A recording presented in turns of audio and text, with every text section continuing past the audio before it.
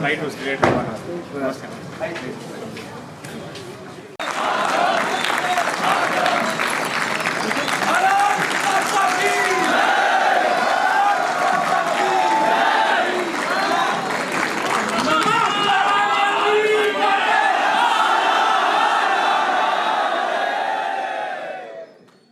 आरंभ से पूर्व आज के विशिष्ट अतिथि, मुख्य वक्ता, लेखक, अधिवक्ता सुप्रीम कोर्ट श्री जय साई दीपक जी से मैं आग्रह करता हूं कि वे मंच पर आएं व अपना स्थान ग्रहण करें।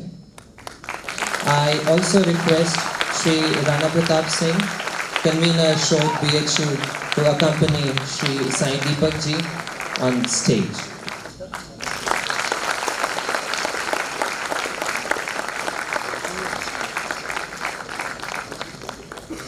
As an arguing counsel before the Supreme Court of India and High Court of Delhi.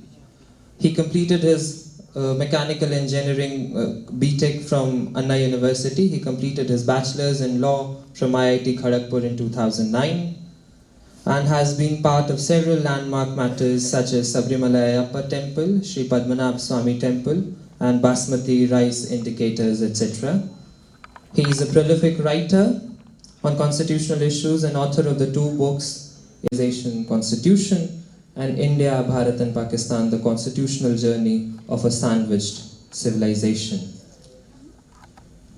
I would request research scholar at Department of Political Science, convener, SHoDH BHU, Shri Rana Pratap Singh Ji, to formally welcome Sir with presentation of mementos and patka.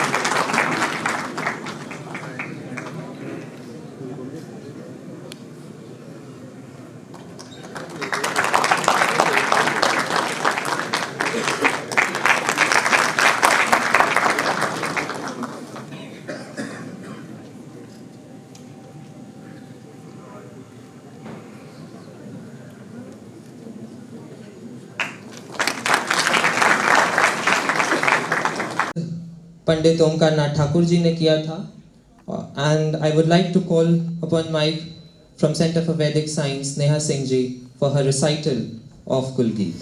मधुर मनोहर अतीव सुंदर की सर्ववेद्या की राजधानी राजधानी मधुर अतीव सुंदर ये सर्ववेद्या की राजधानी राजधानी ये 3 लोकों से न्यारी काशी सुज्ञान धर्म और सत्य राशि बसी है गंगा के रम्य तट पर ये सर्ववेद्या की राजधानी राजधानी नए नहीं है ये ईंट पत्थर है विश्वकर्मा का कार्य सुंदर रचे है विद्या के भव्य मंदिर ये सर्वसृष्टि की राजधानी राजधानी यहाँ की है ये पवित्र शिक्षा कि सत्य पहले फिर आत्मरक्षा के हरिश्चंद्र थे यहीं पर, ये सत्य शिक्षा की राजधानी, राजधानी। वह वेद ईश्वर की सत्यवाणी, बने जिन्हें पढ़ के ब्रह्म ज्ञानी, थे व्यास जी ने रचे यहीं पर, ये ब्रह्म विद्या की राजधानी, राजधानी। वो मुक्ति पद को दिलाने वाले, सुधर्म पथ पर चलाने वाले, यहीं फले फूले बुद्ध शंकर, ये राज ऋषियों की राजधानी, राजधानी। सुरम्य धाराए वरुण अस्सी, नहाए जिनमें कबीर तुलसी, भला हो कविता का क्यों न आकर, ये वाग विद्या की राजधानी, राजधानी। विविध कला अर्थशास्त्र गायन, गणित खनिज औषधि रसायन, प्रतीचि प्राची का मेल सुंदर, ये विश्वविद्या की राजधानी, राजधानी। ये मालवीय जी की देशभक्ति, ये उनका साहस, ये उनकी शक्ति, प्रकट हुई है नवीन होकर, ये कर्मवीरों की राजधानी, राजधानी। मधुर मनोहर अतीव सुंदर, ये सर्व विद्या की राजधानी, राजधानी।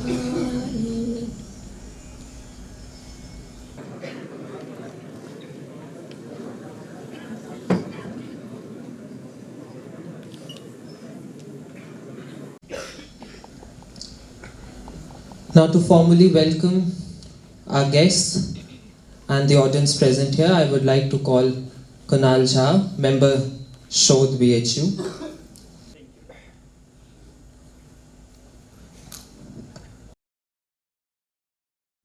Good evening everyone. I would like to formally welcome Shri Sai Deepak Ji sir, best-selling author of India That is Bharat and Supreme Court advocate. I welcome you sir on the behalf of SHoDH BHU at Banaras Hindu University. I would also like to welcome our respected teachers, dear students and all distinguished guests. Sir को उनके वक्तव्य के लिए यहाँ आमंत्रित करने से पहले ये आवश्यक है कि उनकी पुस्तकों पे मैं कुछ बातें कहूँ। सर ने इंडिया ट्रायोलॉजी सीरीज में 3 किताबें प्रस्तावित हैं, जिसमें से 2 उपलब्ध हैं। सर की पहली किताब India that is Bharat, coloniality, civilisation, constitution, Bharat के ऊपर औपनिवेशिक चेतना के प्रभाव को एक्सप्लोर करता है। हाल ही में प्रकाशित सर की दूसरी पुस्तक India, Bharat and Pakistan, the constitutional journey of sandwich civilisation, आधुनिक भारत और भारत के संविधान के ऊपर यूरोपीय और मध्य पूर्वी औपनिवेशिक प्रभाव का वर्णन करती है। यह पुस्तक इस्लामिक नवजागरण व मुगल साम्राज्य के पतन के साथ खिलाफत आंदोलन के अंत तक नव राष्ट्र पाकिस्तान की अवधारणा पर भी प्रकाश डालती है। सर का मैं बहुत बहुत धन्यवाद करता हूं कि सर ने हमारा आमंत्रण स्वीकार किया और सर को काशी हिंदू विश्वविद्यालय में बहुत हार्दिक स्वागत करता हूं। आप सभी के तालियों के बीच में पुनः स्वागत करना चाहूंगा। धन्यवाद।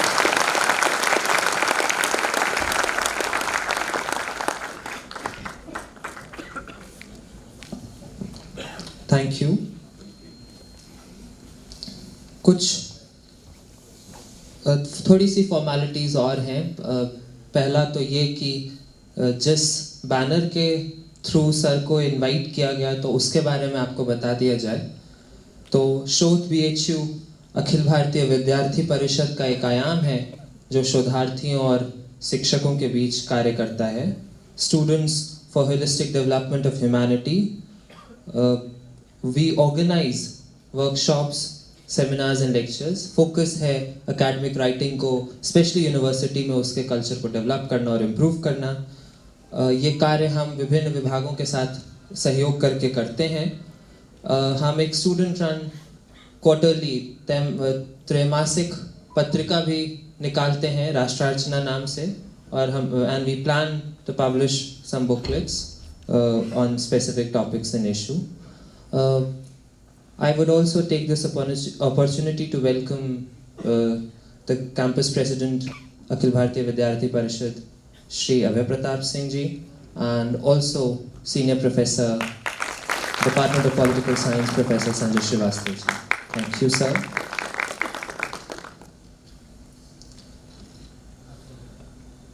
And without taking much of your time, I'll invite Shri Sai Deepak Ji on the mic to begin his discussion on his books.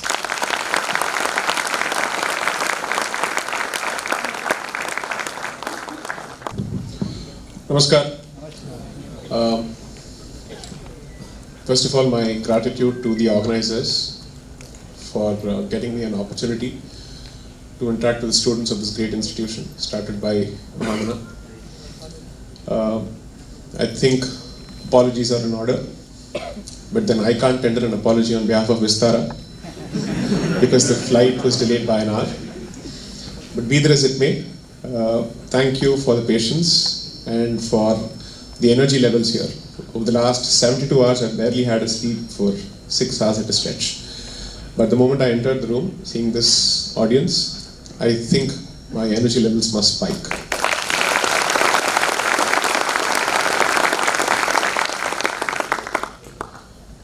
Given the thought behind decoloniality, I'll try to keep this discussion in a dual language as much as possible. मिश्रित भाषा का उपयोग तो होगा, and fortunately since I come from Hyderabad, unfortunately I know a bit of Urdu. So, maybe Bhagyanagar as opposed to Hyderabad. And having been in Delhi for 13 years, some of the Delhi traits have managed to rub off on me as well. Basic aggression plus Delhi aggression. So that's a very different level of aggression altogether. Upar se vakil. Doesn't really help. So I'm really grateful for the audience here. How many of you are from my biradri, the legal fraternity? Ah, good, fantastic. Okay, very good. So all the Upadravis are here.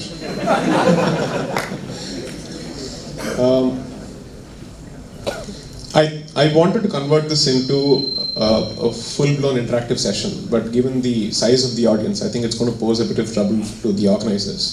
So I'll try and keep this as structured as possible. But let me take the liberty of saying let's indulge the audience for 20 minutes at the end, where apart from the questions that have been collected, to compensate for my late arrival, can we try and do that? Yeah. I'll be the moderator who asks. Rest assured, this is not a scripted show. I don't know any one of you from Adam, sorry, Manu.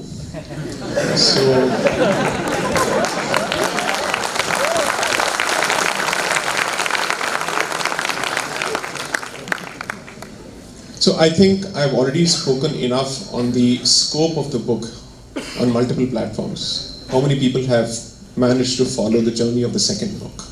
Okay, fair enough. So the outline of the book has been succinctly captured by the gentleman who spoke before me. Perhaps I should explain the journey of why the book was written, or why the books were written, more than what the book is about. I don't see the point in giving out spoilers. You might as well buy it. I'm told that most of the books have been sold here. So around 2004, when I was at a crossroads in terms of what is it that I wanted to do after engineering. This was perhaps at the fag end of the second year of mechanical engineering. How many mechanical engineers here? Very good.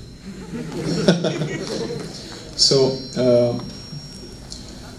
I was confused not because I was unsure of what I wanted to do, but I thought I could perhaps adopt more than one option. So it's not as if engineering was thrust upon me. I was not a reluctant engineer. It just so happens that I felt that my skill sets were bound to find better expression in a different platform altogether or through a different profession. And although aerospace engineering was something that I seriously wanted to pursue a master's in, 2004, according to me, was a turning point for a lot of people in my generation, given the political developments of that particular year. And as someone who was fairly vocal about the vichardhara that he subscribes to, which I think is fairly evident from the color of my kurta,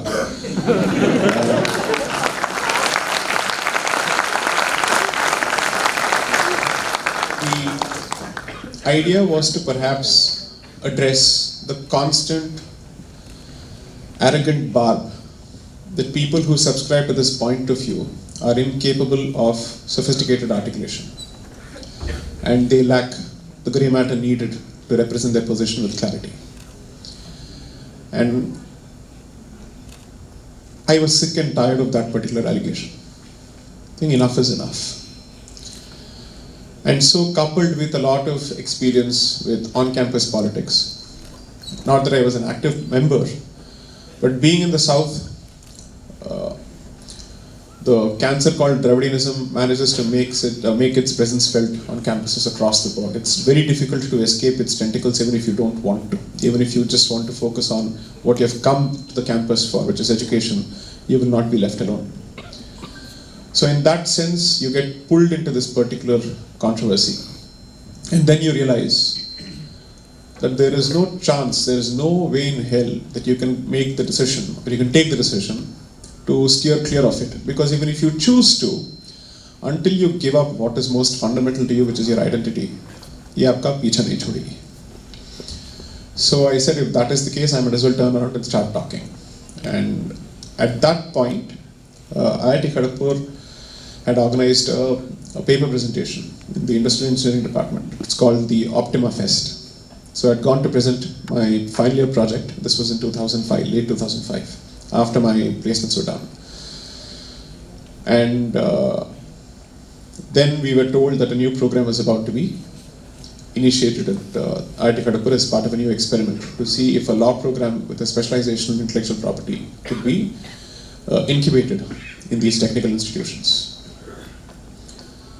And since most people who come from engineering families are bound to struggle to explain the viability of law as a choice of career to their family, to their parents, surprisingly, banking is okay, management is okay, but law is not. You can go as far as possible from engineering, but certainly not the law. Thus far and no further seems to be the rule. So, between civil services and law, the choice was to perhaps opt for the law, for the simple reason that with my kind of candor, it is difficult to survive in the bureaucracy. And with my kind of outspoken nature, it's very difficult to do jihuzuri, which I am not capable of. So, therefore, the logical choice was to perhaps understand the architecture of the system through the legal profession, and also understand iske daab pech kya hote hain. And that's one of the reasons I made the choice. To bust a few popular myths about my choice, I don't come from a family which has a line of blue-blooded lawyers, not one bit. It's a standard southern engineering family which knows nothing beyond engineering and certainly nothing beyond mechanical engineering. We have produced only mechanical engineers. So even within engineering, the daira is very, very seamless. That's it, nuts and bolts, period, literally. So it was very difficult to sell that program to the family. Multiple roundtable conferences happened. I was even accused of perhaps having a taste for marijuana before it became a fad on campuses. My choice of friends was questioned, and the kusangat that I was apparently roaming around with, its details and its kundali had to be looked into. And finally, it came to a point where I said, look, it's not law, it's law in an IIT.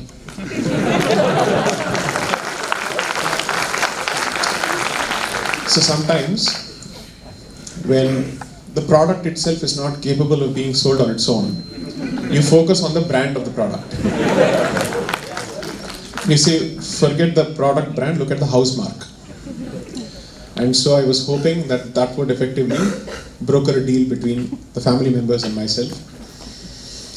And plus I had also told them, from here don't worry. So their entire allegation was, are you going to become a lawyer who's going to wear mismatched flip-flops, riding a Hercules cycle, carrying files around for a senior?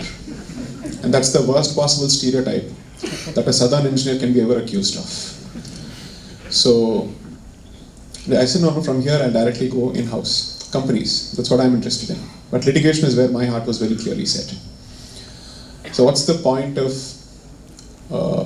breaking that news? I didn't lie, I just decided to postpone the disclosure of the truth. And therefore I took the decision that I will do that after I graduate, by which time most of the arrangements were done. But the reason why I chose the subject and I was vindicated in making that particular choice was the moment I entered the campus, this much was very clear, that I was going to have a blast of a time at IIT Kharagpur in the law school. Simply because of the sheer exposure to the kind of subjects, the moment you enter the portals of law school, you get in terms of political science, this and that. It was a very different experience altogether. And around that period, since it happens to be in Bengal, you can naturally expect politics on the campus of IIT Kharagpur as well. Which means the default color is a bit darker than the shade of my kurta. And so on a regular basis, there will be some problem or the other. A vegetarian mess which had been running for decades was forcibly shut in 2006 under a particular dispensation at the center, saying, no, this is Brahmanism at work, so there cannot be a vegetarian mess on the campus. When in fact, a lot of people who subscribed to that particular mess were not doing so not just for religious reasons, they were also doing it because that was their food choice. All they said was, this is the one mess that's been going on here for decades, why do you have to shut it? So that was my first brush with fairly organized protest on the campus, where we have to finally say, if someone had come forward with any kind of allegation of a slightly different nature and a different color, would this have been your response? And the management did not realize that the matter had been quickly elevated to a very different level altogether. And so they said, okay, let's move a step back, and that hostel was restored. This in itself is not a big issue. I think this is par for course on most campuses. The question was of the intent behind that particular interference. And that kind of interference and the intent behind that kind of interference gradually started from 2004 onwards, but from 2006 even more so, when there is a very clear intent to introduce a particular stream of thought on engineering campuses, which are predominantly either neutral from a Vichardhara point of view, or which could be branded nationalistic. तो उस पर्दे को किसी भी हालत में उनको दूसरी तरफ झुकाना था. And that's how full-time undergraduate humanities programs came to be introduced from 2006 onwards. It just so happens that I happen to be the unintended counterproductive product of that particular experiment. They never wanted someone like me to come out of these institutions and through that experiment. So I hope that some people are able to relate to this particular journey. And therefore, the conscious decision that was taken after a point was that you need to be able to acquire a certain set of skills for you to confidently present a particular opinion and for you to be taken seriously, regardless of whichever Vichardhara you may subscribe to. Which is to say, research and facts before opinions. Should you adopt this particular approach, there are two consequences of this. One, you will be taken much more seriously because you're not going to be seen as someone who faffs around, who just simply throws his weight around. That every statement that is being made will have a certain degree of substantiation. That's one. Two, आपके अंदर के जितने भी प्रीकंसीव notions हैं वो factual research के द्वारा अपने आप को टूटने लगते हैं. So your own position will go through a certain change. 3,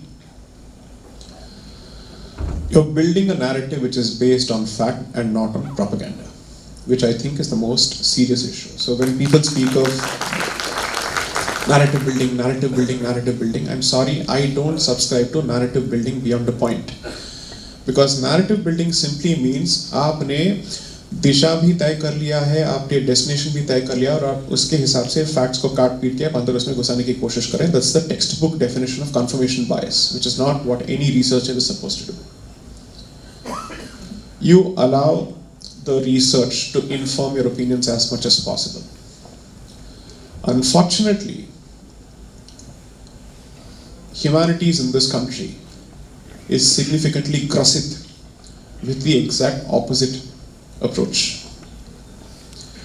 So if at all I'm trying to present a particular narrative, it is only this. Please allow facts to breathe and for them to get a certain space in academic portals so that students and readers and audiences can form their own opinions at the end of the day. I may have a certain bias which is very clear. I may have a very clear ideological proclivity, a very clear ideological tendency, which I am not going to ever shy away from. Just as any other human being is bound to have his or her own position, or maybe his or her non-binary gender positions, whatever they may be. But the strength of your position will come through not just on the basis of the conviction or the theatricality with which you present it, but on the factual edifice that you build. Uska neev kitna strong hai. The foundation needs to be rock solid. So my limited suggestion to the members of today's Sabha, regardless of whichever way your ideology tilts, perhaps try giving facts a chance and let debates start on the basis of facts as opposed to labels and stereotypes. It might help find a certain meeting ground, and it might even tell you that there is perhaps no meeting ground possible whatsoever. Because if you disagree on the basic fact and its refutability or otherwise, then clearly your intention to negotiate with the other side in good faith comes out.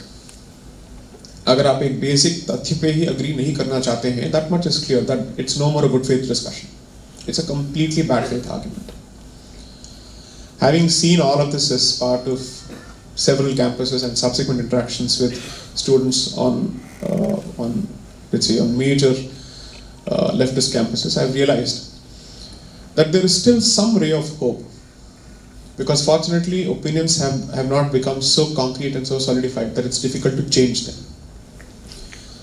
Even in the most hostile of campuses, where there have been posters plastered on walls asking me to go back with, say, effectively Brahmin go back was the plaster in most of these places. I said, doesn't matter, I'll engage with them. By the time the interaction is done, about 30% of the audience is willing to open up its mind a bit. And the ones who have always been outnumbered and who have been silent, because they don't know whether a particular opinion or its expression will have a certain repercussion, उनके अंदर भी रीढ़ की हड्डी आ जाती है. So perhaps what I'm trying to convey is that I have come to this campus to perform the role of Narada Muni. I will do what I need to provoke a few thoughts, present a few provocative opinions, but with a lot of civility, without a single slip of tongue, in the hope that it presents a model worthy of, at the very least, consideration, if not emulation. I leave the choice entirely to you. Which is to say, there is nothing wrong when holding a provocative opinion. But if you hold it for its own sake, without any basis, then you're a rebel without a cause, who's perpetually angry and who's constantly looking for villains to fight, which in my humble view would be the textbook definition of a woke idiot. So, I'm saying subscribe to the left, no problem. Just don't go woke. A sane left is any day easier to discuss and deal with and engage with than going hard woke. Because that position brooks no engagement, brooks no discussion, brooks no dissent, and has no interest in any kind of compromise whatsoever. So try and preserve the sanity of the discourse on this particular campus. It need not go in any particular direction fully. Let there be diversity of thought. No problems. But there must be a basic agreement on the rules of engagement between two parties. And that as a culture needs to come about from this great institution, given the legacy of the founder. That is something you must seriously consider. As a child, he was known for taking on missionaries on streets who would go about evangelizing people. That's the kind of prodigy whose legacy you've hopefully inherited. Take some of those things out when you go out of this particular institution and try and apply it in multiple places. 2, I say this with a lot of respect and humility, which goes against my nature, that Bharat is effectively standing at the cusp of a fantastic demographic dividend, provided it is in a position to use this energy in a constructive way. Woke politics will single-handedly pull down Bharat's journey. So please do consider this fact, that if you lose this particular dividend, when Japan is aging, Europe is aging, and several of these countries are aging, and Bharat has a fantastic youth demographic, if this particular time window is lost, I don't know when we will recover it again. Operate with a sense of responsibility. As someone who's made his share of mistakes both on campus and off campus, I'm not asking you to lead a sattvic life on campus. All I'm saying is balance your indulgence with your responsibility. Find a way to come out of this place with your cultural filter intact. That would be the single biggest token of gratitude, both to the people who have sent you here and to the institution which you're a part of, which will be your alma mater. Banaras Hindu Vishwavidyalaya is truly an institution in itself, and I don't mean an institution in terms of its infrastructure, but the thought is a fantastic thought. When it was established in 1916, if you read the circumstances in which it was established and the backdrop of the movement it was a part of, please realize that it has a huge value, kind of, legacy that you've inherited is immeasurable. So please be cognizant of that. And most importantly, learn to be unabashed and confident of your positions in terms of representing them. The first step towards making a change in the so-called narrative building exercise is confident, informed expression and vocalization of your position. You can be in a minority, that does not matter, shouldn't make a difference even one bit. If your ability to represent your position is a product of or is a function of the number of people who stand behind you or by your side, then you have zero conviction in the position on its own. You're only looking for safety in numbers. I will not stand by such cowards under any circumstances. If the single biggest message that I'm trying to present through my interactions in multiple campuses, even the most hostile of campuses, is have the guts to engage, have the confidence to present your opinion to public scrutiny, uski taiyari bhi kijiye, but never be bogged down by numbers under any circumstances. There could be a situation where the entire world is wrong and you're right. If you're confident of it, stand alone. Doesn't matter. And that message needs to be drilled into every Hindu and the Hindu Samaj. Don't look for allies, especially when you know for a fact that there are fundamental differences. Every alliance and every collaboration is only strategic in nature, but at the end of the day, you are your plan A, you are your plan B, and you are your plan C. That spirit of self-reliance is critical.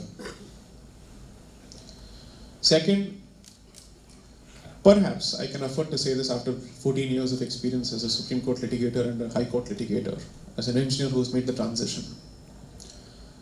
There is not a single subject that you're not capable of mastering should you choose to surrender to it. The very publication which has managed to publish my book a few years before the release of my first book stalled the release of another book. Most people are aware of this. That was based on Delhi riots. Correct. By Monica Arora. Lady wrote that. I didn't spell it out, thank you for spelling it out. So I haven't created any trouble for myself with the publisher. Be that as it may, most people thought that after that they were never going to publish anything that comes from this so-called side. That hasn't happened. Because beyond a point, economics का अपना एक role होता है. Learn to use the power of economics to push your civilizational position as much as possible, because no matter what you do, the bottom line cannot be ignored. And therefore, today, after the tapasya of several people who have not got the recognition for their work, who have gone completely unrecognized during their life and time, like Shri Sitaram Goyal, Shri Ram Swarup, and all these people, people like me are benefiting from the foundation that they have laid. So I say this with a lot of confidence and pride that I stand on the shoulders of unrecognized giants. And therefore, operate with that sense of responsibility each time you get the benefit of vocalizing your position, because a lot of people, a lot of generations passed away without ever getting this freedom. जिस position के बारे में और जिस विचारधारा के बारे में आज आप खुल के बात कर सकते हैं, that was a completely unpopular position and a sidelined, marginalized, short-shaped, transit position for decades together. Finally, we have arrived in a position where we can confidently speak of it. I'm still saying the job is not done. There is a lot left to be done. But we can't be snubbed anymore, we can't be stifled anymore, we can't be silenced anymore. That much is clear. Now that history has given you this fantastic Overton window, आपको काल ने जो opportunity दिया है, इस अवकाश का पूरी तरह से सदुपयोग कीजिए. It is most important. I genuinely hope that this institution, and at the very least the people who have bothered to attend this particular session, produce subject matter experts of world-class quality, regardless of the areas that they choose. Because the one thing that I will never compromise on, I'd prefer to go with a person who is competent at what he does than a person who has a lot of commitment to the ideology but brings nothing to the table by way of value addition. Makes no sense whatsoever. So I had the opportunity to say this at Nagpur last evening, so allow me to repeat this. Even if it sounds repetitive, this audience needs to know it. Those who are capable of fantastic work are being pushed in the opposite direction. And those whose hearts beat for the civilization are being deprived of their skills. So which effectively means the fantastic ideal combination of Josh and Hosh is missing. So I'm trying to ask you to blend both. Logic without conviction will never find a larger purchase because you will never be able to make an impact on the lay audience. And conviction without logic means that the thinking section of the society will never take you seriously. Your job is to connect and act as bridges between the elites as well as the masses, because both are important. And the role played by Muslim elites and Muslim masses in a fantastic way, paving the way for the creation of Pakistan, is the saransh of the second book. And therefore, my lessons to this particular audience, they come specifically from my reading of that literature of that particular period. This is very, very crucial. The masses and the elites cannot operate in silos if this particular civilization has to survive. They have to walk hand in hand. Because the masses provide the muscle needed to get a job done. The elites provide the thought leadership necessary to show the direction and to deal with the international audience which is waiting to see Bharat fall. I have not come here hoping for a thunder of applause for every statement that I drop as if I'm constantly putting out pearls of wisdom. That's not the intention here. I'm hoping to actually engage with you very seriously. And I hope that at least a fraction of my journey proves useful to you to understand how to deal with the circumstances in your own situation. That's the sole purpose of my engagement here. So, take both the books seriously, not for the author. Not for the author. Take it seriously only for what it represents for the civilization, and uska mulyankan aap uske basis pe kijiye, not on any other angle. Not for YouTube videos, not for following on Instagram, on Twitter, or any other place. That is useless. Kal agar Elon Musk he decides to pukofy and he says I'll shut down this thing. Kya following kahega following sab ho gaya. 5 minutes mein sab ud gaya. What are we talking about? Makes no difference. The question is that a country of 1.3 billion is dependent on an American billionaire to have a social platform for its own social engagements. That is what we should be focusing on. That our ability to engage with each other politically is contingent on a Westerner even today, after 75 years of independence. These are questions for you to ask and answer. So when I speak of decoloniality, it's not just in the cultural realm, it also speaks in the realm of science, it also speaks in the realm of entrepreneurship, development, whatever it may be. In that sense, it is nothing but a call for Atmanirbharta. 3. Narrative तो build होता रहेगा, ecosystem बनती रहेगी, उससे कोई फायदा नहीं होगा जब तक आप अपनी संस्कृति को डेली बेसिस पे प्रैक्टिस नहीं करते. Which means your ability to represent your position with confidence and conviction will always find itself bloodless and lifeless as long as it is not informed by anubhuti and experience. The central feature of Bharatiya Darshana is Anubhava, Anubhuti, experience, first-hand experience. If that is missing, you will never be in a position to represent it. It will only become an ego investment where you are trying to win over your friends on social media debates. But in terms of your personal growth and progress, you are bound to find nothing. Fortunately, it's not just the Friday that's important for us, every day is important for us. So you've been given a fantastic buffet of options. Plus you've inherited your own legacies from your families. Make a choice. There is no point in talking about the survival of the civilization if you do not practice the basics that are expected of you at the personal level. There cannot be a change at the macro without a change in the micro level whatsoever. Don't expect it even one bit. That's not going to happen. So, beyond this, I am not going to bore you with an extended pravachan. I am going to take a lot of questions as much as possible in the hope of addressing your concerns and to see if I have answers to your questions. The standard rules of engagement: introduce yourself so that I know where the question is coming from in terms of what is the experience that is informing that particular question. That's why I need the identity. 2,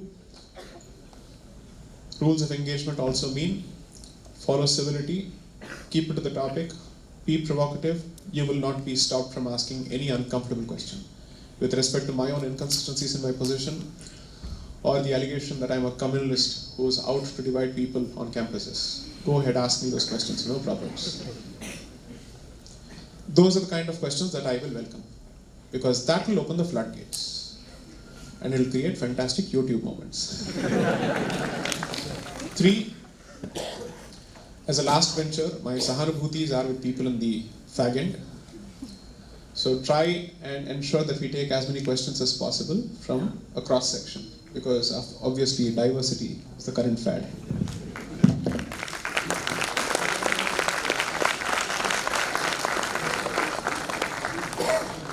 Thank you, sir. We'll wait for 1 or 2 minutes.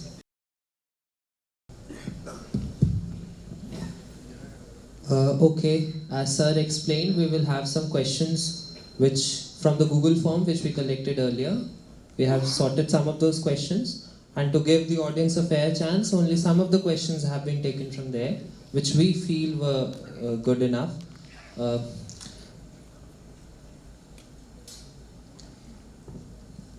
Hindus in themselves are very divided on the lines of caste, sampradaya, so to speak.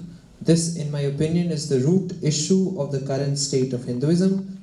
Second book is extremely prasangik to this particular question, because I've tried to show how divisions are not unique to the Hindu society and that they're equally present in other societies as well.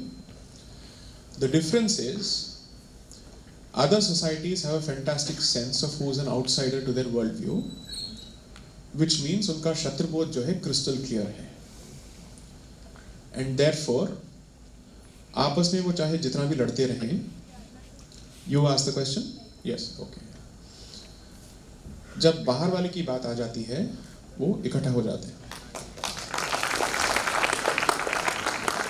Please, आप इसको और थोड़ा as a perhaps a lay student of psychology, human psychology, just consider this. Leave any other civilization, any other Sanskriti or Sabhyata. Given our journey, diversity must be expected. Because there will be thought diversity as people go along. If it's at least 7,000 years, assuming that's a very conservative number, you must expect vividita without a doubt. तो आप क्या unity के basis पे human psychology को पूरी तरह से अपस्नब करते रहेंगे? It's not going to happen. When people were fighting for Ayodhya, किसी ने एक दूसरे से ये नहीं पूछा कि आपकी कास्ट आइडेंटिटी क्या है, आपकी जात क्या है. Nobody was asking this question. They only came there as Ram Bhakts. Agarwals have died, Ahirs have died, Brahmins have died, everybody has died.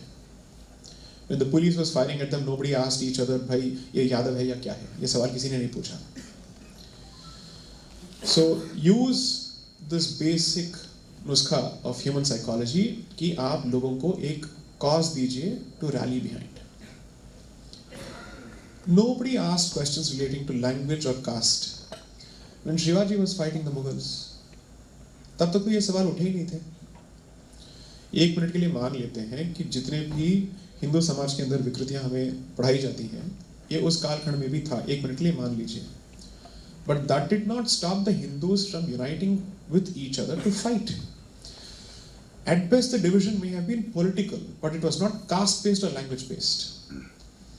So the story that is told about the Battle of Panipat is how the Jats and the Marathas had a certain difference of opinion, or maybe they could have supported. I'm not getting into that. But ये इसलिए नहीं हुआ था कि ये जाट हैं वो मराठे हैं. That was not the reason. It was a political consideration of a different order altogether. So what I've tried to show through the first and the second books is the British man did not have to deal with the issue of caste in Africa, and still the better part of Africa is either Christian or Muslim. He did not have to deal with the issue of caste in New Zealand. The Maoris are not to be found in as many numbers anymore. Canada, you're still finding mass graves, right? तो वहां पे क्या जाति प्रथा थी? So he invents excuses each time he goes to a particular jurisdiction to say, मैं यहाँ पे आपका उद्धार करने के लिए आया. And he is taking upon himself this benign burden, which is otherwise colonization. And he continues to justify his presence, saying, अगर मैं यहाँ से निकल जाऊं, तो आप एक दूसरे को काट के मारेंगे. Indians told this to each other when the freedom movement was going on, by the way. That means the man had successfully convinced the colonized people that his presence is necessary for us to stay united. That is the success of the Christian European colonizer. And the alpha level of the success or the beta level of the successes, uske जाने के बाद भी we are dealing with the very same issues. So I disagree with this proposition entirely. 2. How do you think the armed forces are structured? Every man is not fighting for the army, they are fighting for their corps, their unit, their company, the color of that particular company. That's what they immediately relate to. It is federal unity. That is, the unit is fighting for the whole and the whole will fight for the unit. If that is how this structure operates to defend us, why is it important? Just आप इसको और एक step इस स्तर को आगे बढ़ाइए. For you to be able to commit yourself to a particular identity or a परिचय, वो आपके जितना नजदीक हो, it is easier for you to say this belongs to me. An amorphous Hindu identity makes no sense to most people, where sampradayas make sense to most people. Trick ये है कि संप्रदाय के साथ जो जुड़ाव है, it should never prevail over the larger dharmic unity. That is a different question altogether. उस unity को achieve करने के लिए आपको सब identities को destroy करने की जरूरत नहीं है. जब आप ये करेंगे, सबसे basic question which even communism has not been able to answer till date, and that's why it is a failed ideology, वो किसी चीज को replace करने की तो बात कर देते हैं, लेकिन उसको replace किस चीज से करेंगे? What is the solution that never comes out? Okay, let's assume that आपने इस grand Hindu unity project को भारत के पैमाने पे इसको अमल करना शुरू कर दिया. तो आप लोगों से क्या कह रहे हैं? Give up all your institutions which survive on those sampradayik identities. चाहे वो मंदिर हो या जितने भी प्रथाएं हो, they are all connected to some tradition or the other. I suspect at least 50% of the audience has watched Kantara. Yes. Right. Okay. What most people perhaps may not have paid attention to is that folklore is also a hereditary practice. And the entire movie is about the son finding the way back to the profession of the father. And he's haunted by nightmares throughout the movie for his deviations. And finally he comes back to the way of the father, the prodigal son returns home. Now when you speak of the problem with hereditary structures, आप इस argument को folk art में लेके जाइए. Let's see how does it work. Why do you need hereditary structures? I am not making an argument for why birth-based jati is right. I am sure this is going to be confused with that. Let me try and explain this. When you inherit a particular tradition, आप इस institution से जब बाहर जाते हैं, you effectively have pride with respect to the institution which is your alma mater. You inherit those legacies. So any KGP guy, if he meets the other person, guy, girl, whatever it may be, we start with the standard motto of KGP, of Kharagpur, which is KGP ka tempo high hai.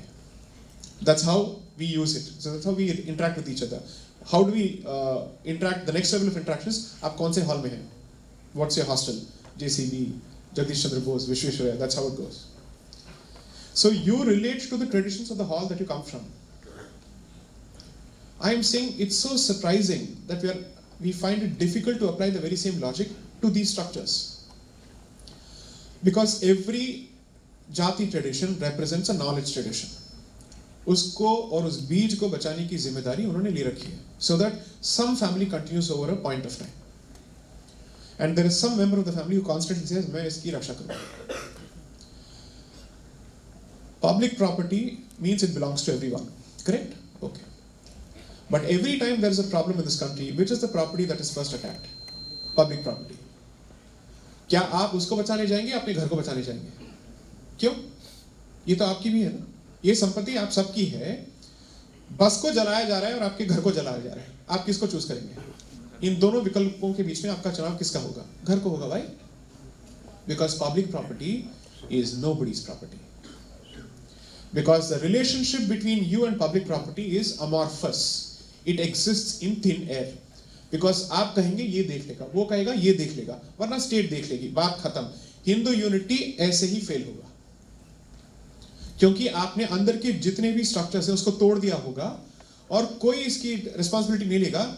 But who is going to provide thought leadership? That's not going to happen. There's a reason that our industrial houses still survived because of the Vaishya traditions and the safety networks and the guilds that they built.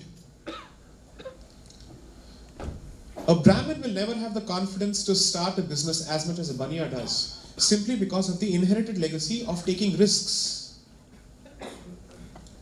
Of course, there may be individual exceptions, but the existence of an exception only points to the existence of a rule.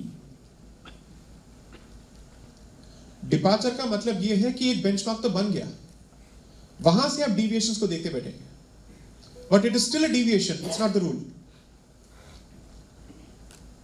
If you happen to come from a certain background which says I will pursue knowledge, the rest of the society is going to take care of me, then you are not going to invest in risk-taking activity from a financial perspective. These are products of a pre-industrialized society, where the vocation of the father effectively becomes the vocation of the son. And I will say son, because at that point it was a male-dominated force. So you can accuse me of misogyny, but you can't change history. So considering that, question अब अलग होना चाहिए, which is एक industrial age में क्या इस धर्म का कोई महत्व रह चुका है? That's a question you ask. But there are people who are still following their ancestors' practices and traditions. आपने ये डिसाइड कर लिया है कि आप मॉडर्न इकोनॉमी के साथ आप जुड़ जाएंगे, तो ये आपका निजी डिसीजन है. You can't stop others from following their practices. As much as you will not be comfortable with them imposing their structure on you, you don't have the right to impose your worldview on them, because they are saying हम इस धारा से अलग रहेंगे.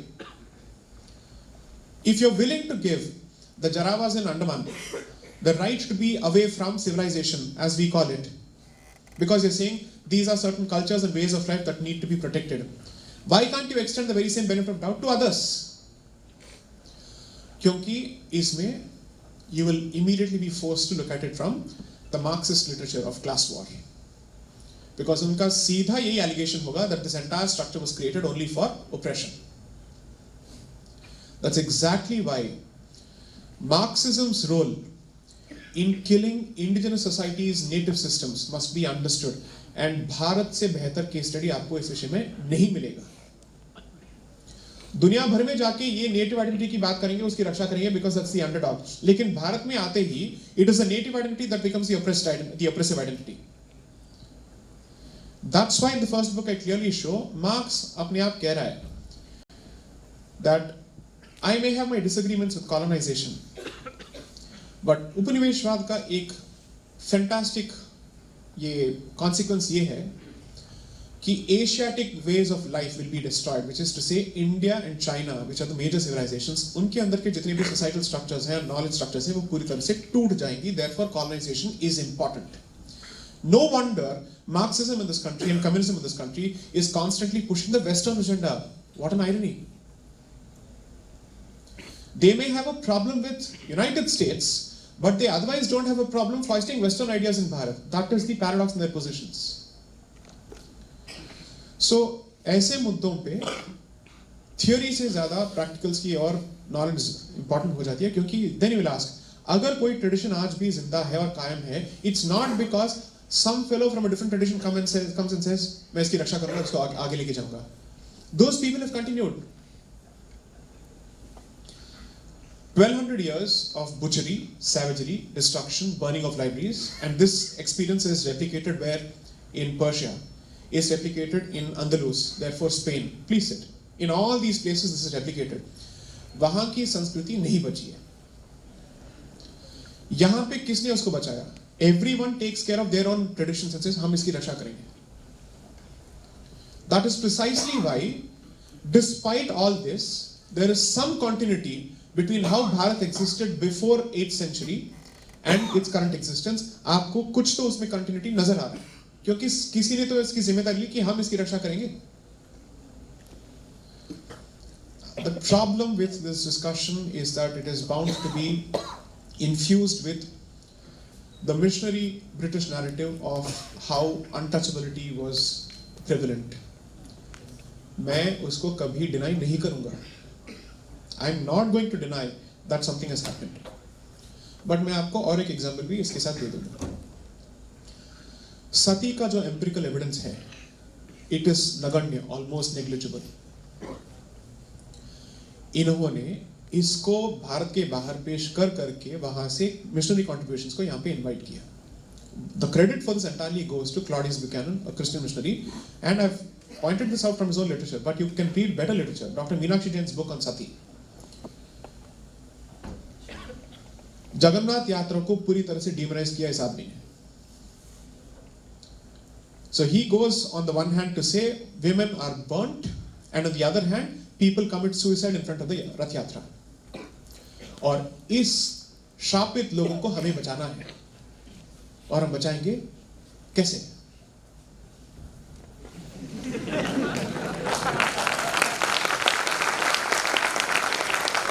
तो आपका हर problem का solution यही है, तो इसका मतलब आपका मकसद यही है।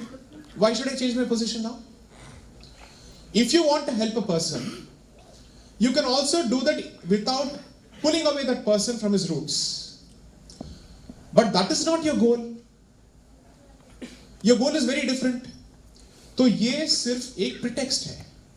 What is the अनुवाद for pretext in Hindi? Bahana is Urdu. What is in Hindi? Please find it. Decoloniality. So I used अनुवाद and not tarjuman. So therefore, sorry? Okay, fine. I did not. Purvagra is it? Okay, fair enough. ठीक है. So when you look at this larger picture, then the picture becomes very clear. आप जब तक भारत के colonization की history को अपने आप में पढ़ेंगे, which is to say you look at it independent of anything else, you will always find mistakes with our society. But when you see the same culprit going to 10 different countries, from Latin America to Australia to New Zealand, he's converted everyone. Why am I supposed to not come to the conclusion, this is your end goal? Is the experience of the Northeast any different? No. Is the current day Andhra Pradesh any different? No. Is Punjab any different today? No. Res ipsa loquitur. Facts speak for themselves. Next. Sir, उनके सवाल से और आपके जवाब, आपने कहा कि सब अपने अपने कमरे की रक्षा करेंगे, हम लोग एक ही घर के हैं, तो ये ज़्यादा आसान रहेगा। तो ऐसा क्या कारण है सर कि एक कमरे वाले दूसरे कमरे वाले से बहुत ज़्यादा हिस्से रखते हैं? हम अब्दुल के यहाँ शादी में चले जाएंगे, लेकिन किसी SC/ST के यहाँ नहीं जाएंगे। क्या आपको नहीं लगता सर यहाँ पे कास्ट सिस्टम जो है हिंदू सोसाइटी को कमजोर कर रही है? जी, I agree with you. I fully agree with you. In the last two talks, I said something slightly controversial, but I might as well say it. जब ये पूरा मूवमेंट चल रहा था, Poona pact on the discussion for separate electorates for SC/STs, Dalits and all that, and Harijans. Apart from the voice of Dr. Ambedkar, there have been other voices, और जो उसी let's say वर्ग से आते हैं, और उनका भी जो position है, I think it's important for us to realize. I've given this example at least thrice of a Dalit activist from Trichy, Tiruchirappalli, who took the position that if I am being told that जातिवाद को खत्म करने का सिर्फ एक ही रास्ता है कि हिंदू धर्म को पूरी तरह से मिटाना, I will never accept it. Okay? दूसरा, आपसे ये किसने कह दिया that I don't have jati pride when it comes to my traditions? He was not a Brahmin asking this question. Under the definition of Varnashrama Dharma, he called himself V4, which means he identified himself as a Shudra. And he clearly said, who told you that I have no confidence in my traditions? मेरे अंदर ये inferiority किसने भरा है? Who are you to tell me that my ancestors have always been oppressed? We have ruled this country as even Shudra kings in several places. We have had Shudra Kshatriyas also. Reddis have identified themselves as this. मंदिर उन्होंने बनाए, तो ये आपसे किसने कहा? So then he said, I am not fighting for the destruction of my dharma because I will die as a Hindu, nor am I asking for the destruction of these sub-identities. I am asking for equal respect as other identities. That is his position. Now, if it is our position that उस identity का रहना ही अपने आप में एक operation को create कर देता है. Today apparently we are being told that gender identity leads to oppression. तो उसको भी मिटा दें. तो आज के कुछ लॉ स्कूल्स में you have unisex washrooms और केसेस निकल रहे हैं वहां से of harassment. Because apparently a boyfriend who wants to stay in the same hostel as his girlfriend says, self-determination, what nature has blessed me with, I will cover up. That's the argument. जब तक society का एक concept है, परिचय का concept उसके साथ चलेगा. Because identity and society go hand in hand. परिचय तभी मिटेगा जब आप संन्यास ले लेंगे, तब आपके जाति आइडेंटिटीज भी मिट जाते हैं, सभी मिट जाते हैं. और जब तक आप जंगल में नहीं जाते हैं और आप बाहर रहेंगे, आइडेंटिटी आपका पीछा कभी नहीं छोड़ सकती. तो सर आप सेल्फ माइनॉरिटी की बात कर रहे हैं. जी. ब्राह्मण का जितना पॉपुलेशन है जी, वो अगर यूनाइटेड मुस्लिम या यूनाइटेड ईसाई की पॉपुलेशन से देखिए, ब्राह्मण माइनॉरिटी में आ जाएगा, जी, जी. माइनॉरिटी में आ जाएंगे, क्षत्रिय माइनॉरिटी में आ जाएंगे. जी. तो what is the question from it? Go ahead, make your point. Therefore, ये तो हम और डिसॉल्व हो जाएंगे ना sir. no, so it's not like that. So I'll tell you what my position is. I am never going to say that let us limit ourselves to our limited wells. That's not my position. मेरा ये clear position है, आप इन identities की रक्षा भी कीजिए, लेकिन आपको जोड़ेगा हिंदुत्व का सूत्र. Which means आप इन आइडेंटिटीज की रक्षा अगर करना चाहते हैं और आपको लगता है कि आप कर पाते हैं, 90% ऑफ द लोग आज के डेट में नहीं करते, ना कर पाते. Let's be very clear about it. कौन कर रहा है? 10 people or 15 people sitting in the temple or those associated communities. Most people don't do it, right? I've said this before. ऐसे कितने लोग हैं जो मंदिर के अंदर प्रवेश करने से पहले चमड़े का बेल्ट निकाल देते हैं? कितने लोगों को आज ये पता है? Very few people know it. Very few people know it. I had to be reminded of it in one particular place.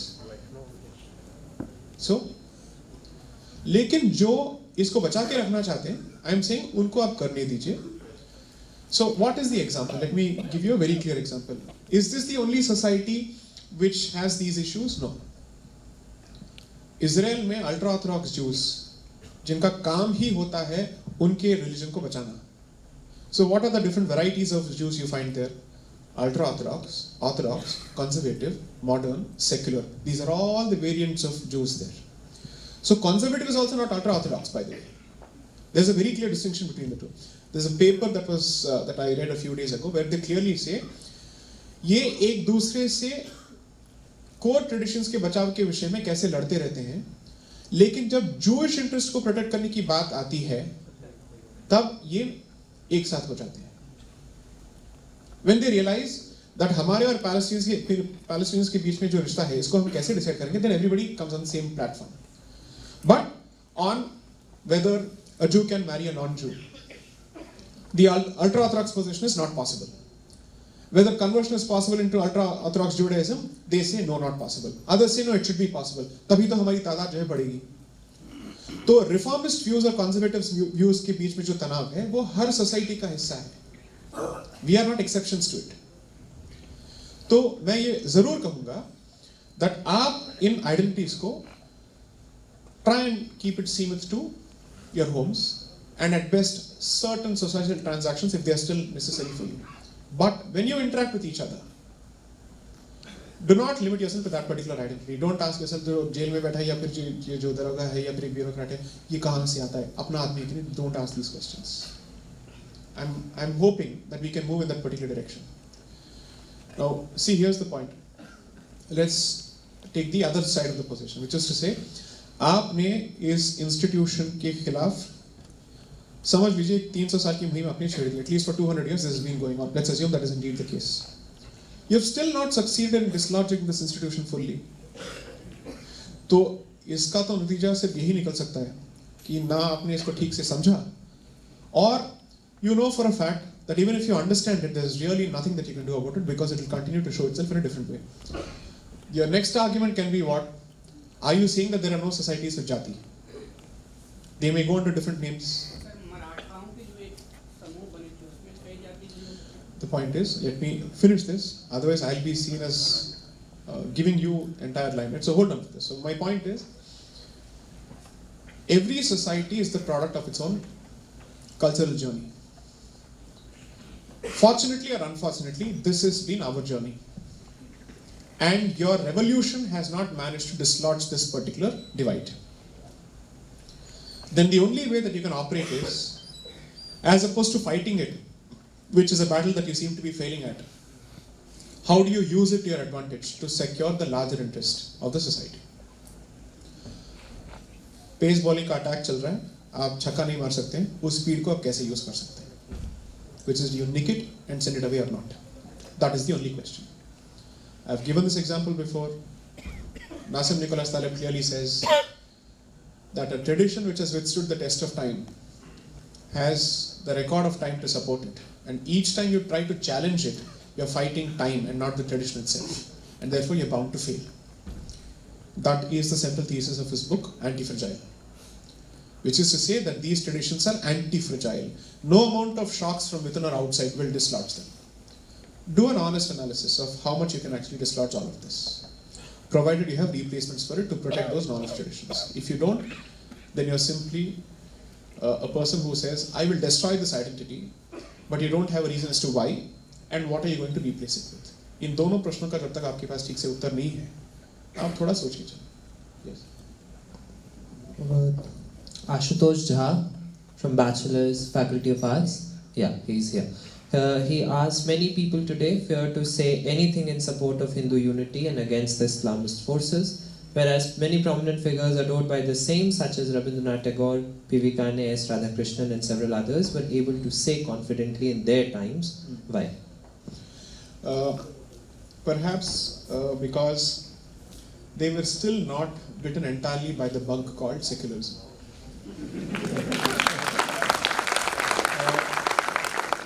It was relatively new.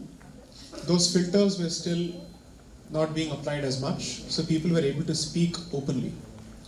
Among the finest expositions of Hindu nationalism that I've read so far is an article written by Lala Lajpat Rai, who clearly said that Hindu-Muslim unity is a farce. It does not exist. And the Congress should stop reaching out to the Muslims in the hope that they can build this ephemeral unity.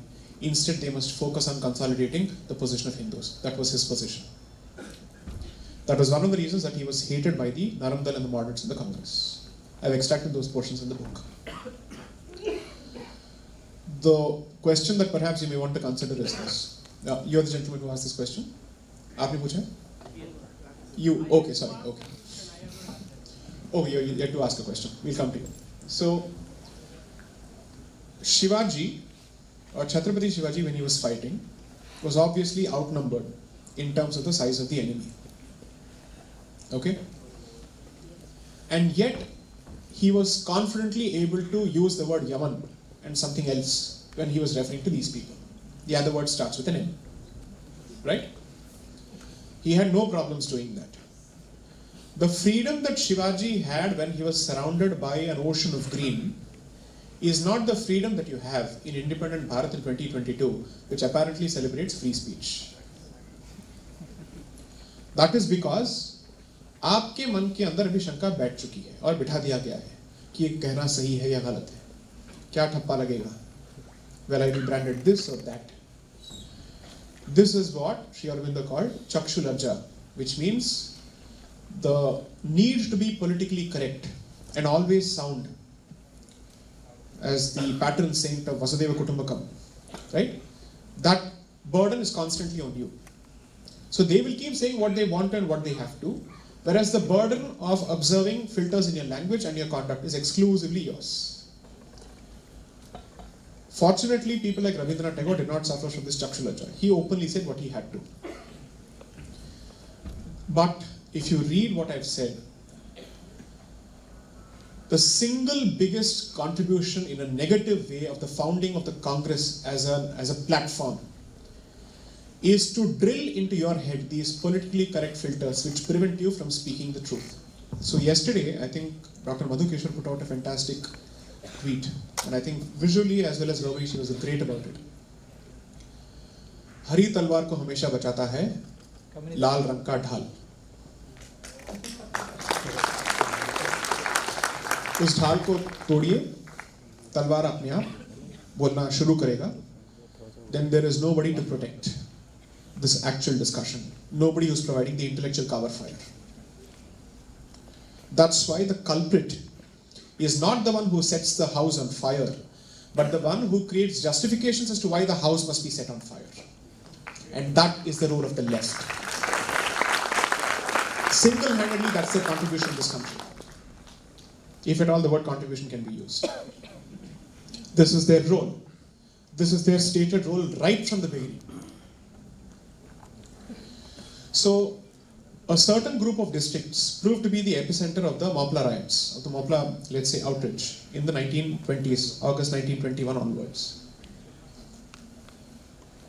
And that, let's say, group of districts have a specific demographic composition. One chief minister creates a single district out of that as a reward for their position. And the chief minister was EMS Namboodiripal, the communist chief minister of Kerala, creating the district that goes by the name Malappuram. This is the cozy relationship between the left and the jihadi. In one of my discussions with Jaipur Dialogues, I had specifically said, remove the left from this equation in terms of having a direct conversation with the other side. And it will be a much more honest conversation. Because the left is effectively saying that apparently Mahmud of Ghazni came to Somnath to save the non-Brahmins from the Brahmins. 17 बार आया था वो ब्राह्मणों से बाकी लोगों को बचाने के लिए. Imagine, ये टेम्पलेट किसने शुरू किया? ये मिशनरी ने शुरू किया. इस टेम्पलेट को बाद में अपनाया गया था. तब तक तो ये वर वेरी क्लियरली सेइंग गाजी था, ये था, वो था, मार दिया and all that. You are very blunt about what you did it for, who you were doing it for. हमारे उद्धार के लिए थोड़ी कर रहे थे. तो एक आके कहता है आपका धर्म परिवर्तन जो हो रहा है आपके उद्धार के लिए हो रहा है. दूसरा आके आपसे कह रहा है आपको मारा जा रहा है आपको उद्धार के लिए. Everybody is constantly interested in sending us to Jannat. So look at this. Look at the arguments being presented. The utter distortion and dishonesty in the way history has been presented. Last week or so, one fantastic portal. Should I name it? Yes. It prints, I leave it at that. Specifically wrote a piece about how Srimad Muhammad Ghori, that was the language used, had departments for patronage of Sanskrit apparently. Delhi language is perfect for such instances.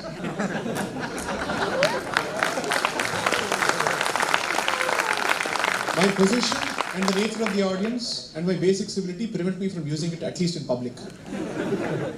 I had asked myself this question, do you think all of us are a bunch of idiots? Is this what you want us to consume, lock, stock and barrel? And who is writing all of this? It's not a Muslim who's writing this. It's not a Christian who's writing this. It's a Hindu. It's a Hindu, at least a Hindu in name only, who's writing this. What do? Therefore, deal with the left. First, deal with the left. Call out their BS. Then it's easier to have a proper conversation. Next. Yes. Can I have one? What do you want? I'll interrupt. We have 5 questions. We have 5 questions, and I'll request you to be a little short on these. You want me to be shorter? Fine with me. The question it relates to where it's not working. It relates to the part where you advise to deal with the left. The Indian revolutionaries and the freedom struggle are usually shown as socialists by the academia. Why? Perhaps you may want to consider the fact that when they are trying to deal with the British colonizer, they are latching on to as many ideologies as possible which are anti-colonial in nature. Understand it from that perspective. They are looking at the socialist revolution or the Russian revolution primarily as a response mechanism to deal with the British. So even if they were socialists, did it come in the way of their identities as practicing Hindus or not? That's the question that you must perhaps ask. And can you compare the socialists of that particular period with the current day socialists who seem to have a serious problem with the Hindu identity at the outset? If that is not the case, that means socialism that masquerades as socialism today is a convenient vehicle for anti-Hindus. And therefore, none of these people can claim to be intellectual descendants of the socialists of the past. So apparently, I met this person who comes from the publishing industry. So one of the stall leaders of the Communist Party, who comes from a Telugu background, apparently made it a point to go to college campuses, and his only claim to fame of being a communist was he was sent to jail for 25 minutes once during emergency. That's it. Whereas all other organizations which are branded as communal were entirely behind bars for the longest of periods possible, going through lots of torture. Even Mr. Jaitley did not escape torture. So this person comes out, goes to colleges, speaks of class war, capitalism, this and that. And this particular gentleman who was narrating the story to me was a student then. He had the good fortune of accompanying this person from the talk to India International Complex, rather India International Center, and then watch him open a bottle of scotch, talk about expensive watches, so on and so forth. Compare that with even perhaps the early communists like M. N. Roy, Kanu Sanyal and others. These were people who lived in huts and hutments and whatnot and actually did something which they believed in. They could have been wrong, but they were willing to walk the talk and sacrifice for what they believed in. That's not the case with contemporary socialists or communists. They are the occupants of what is known as Lutyens' Delhi, which represents the creme de la creme and the elites of the current day society apparently. And I don't think any one of them operates with a phone which is less than an iPhone. I don't know what brand of socialism this is. So there is no continuity here. And the origins of Indian communism and socialism will be dealt with in the third book, because I'll just reveal the scope of the third book. Of course, it's no more a trilogy, it's no more a trilogy. It's a 4-book quartet. So the third book will cover the period from 1925 to 46. And the final period of Constituent Assembly debates of 46 to 50 will be covered in the fourth book. The fourth book will coincide with the 75th year of the Republic, which is 2025. The third book, I hope to release it in Jan 2024. And there I'll be looking at 4 forces. The first book introduced the European Christian line. The second book spoke of the merger between the European Christian line, the Middle Eastern and the Islamic line. The third book will speak of 2 other movements, the Sangathan movement and the communist movement. How do these 4 movements play with each other? Which decides the destiny of Bharat? And what is the final impact of this movement on the Samvidhan? That will be addressed in the 4th book. That would be more or less the nature of it. So people latch on to some of these ideologies. It's like this. You're fighting an enemy and you see an experience in some other place which looks like they've given birth to an ideology that is unfavorable to the enemy. Can I use it to free my country? That's how you will have to understand Netaji's partnership with the Nazis. You're not a Jew for you to sit and look at it from an Israeli perspective. You're a Hindu, you're a Bharatiya, you're supposed to look at it from your perspective, which is to say, how do I take advantage of it? When in a public discourse, and this is a very popular debate in America, Nelson Mandela was asked by members of the American Jewish community as to whether he found it conscionable and justifiable to collaborate with terrorists from the PLO to support his cause in South Africa. He said, I am not a Jew for me to look at it from the perspective of Israeli Jewish, let's say Israeli Palestinian prison. I have a certain problem that I have to deal with in South Africa, and whoever I am comfortable dealing with to get the job done for my people, I will do it. Surprisingly, nobody speaks of Nelson Mandela in the very same tone as Netaji when it comes to his alleged links with the Nazis. That is mighty convenient, because the moment you go after Nelson Mandela, you'll be accused of racism. You'll be accused of racism. And you'll be accused of a certain kind of phobia. And once that label is effectively affixed to your forehead, it's very difficult to get out of that. And in that sense, I would say that the African American community has done a fantastic job of presenting their victimhood than Hindus have managed to. Therefore, even Hindus have a lot to learn from how they have projected and captured their history. I am not saying therefore celebrate victimhood and therefore don't take responsibility for anything lying within. I am simply saying at least don't let the aggressor get away with the statement that aisa kuch hua hi nahi tha. Because if you're willing to forget and move on, at some stage he'll come back and tell you aisa kuch hua hi nahi. Which is the difference between the attitude of a particular group in 1947, because they were heavily under the guilt of the partition, and the current behavior in 2022, because we have not drilled it into their heads. You were responsible for the division of this country on the basis of a particular identity. And this Punya Bhumi, this Karma Bhumi, this Janma Bhumi has been vivisected only because of you. That we have not told them, which we should have through textbooks over and over again. Yeah. Otherwise, why would Yusuf Khan change his name to Dilip Kumar? Right? He knew that, sorry, there are some things that have to be answered for.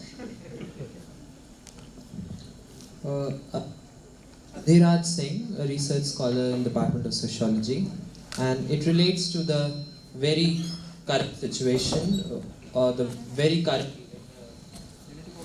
the Varanasi Tamil solutions for growing hostility between North and South India. This hostility is manufactured primarily because of Dravidianism.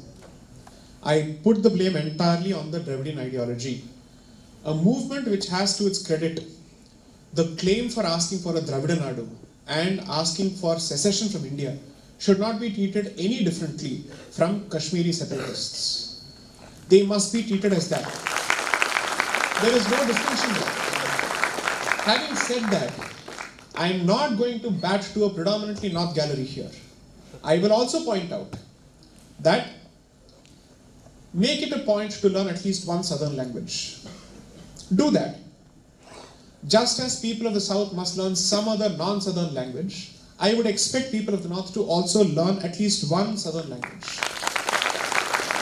Bridges must be the product of mutual decisions and mutual steps taken towards each other. It cannot come from only one side. The expectation cannot be from only one side. Nobody can accuse me of Hindi phobia. I've spoken in Hindi as often as possible in as many platforms as possible. So this comes from a person who certainly doesn't have a gruna for the language. I love the language. But I know what is right and what is wrong, at least in my limited head. So I'm going to say, build these bridges, and in that particular direction, I think this initiative is fantastic. The only disagreement that perhaps I may have is some of the tweets which were put out with respect to this particular event from official platforms and official handles called it the unity of two civilizations. It should have said diversity of a single civilization. The moment you say it's unity of two civilizations, you start this nonsensical competition as to which is the older language. And then you're giving more fodder to the Dravidian cancer who's waiting for this opportunity. So I'll just take one final question from you, and then I go to the audience. Yes. Okay, I'll take another contemporary issue instead of the ideological issues of civilizational identity for the audience. I'll leave it to them. What's from Sanjeev Singh, Research Department of Statistics? What's your take on recent judgment on EWS quota by the Supreme Court? Because he respects the decision because of its authority of the court, but he says 8 lakh is too high to consider a person poor. The property of 1,000 square feet residential flat of that will have different value in the different places in India. So what's your take on that decision? So I have a broader principal disagreement with the decision on allowing the 10% rule, the 50% rule to be breached. That is something that you may want to consider.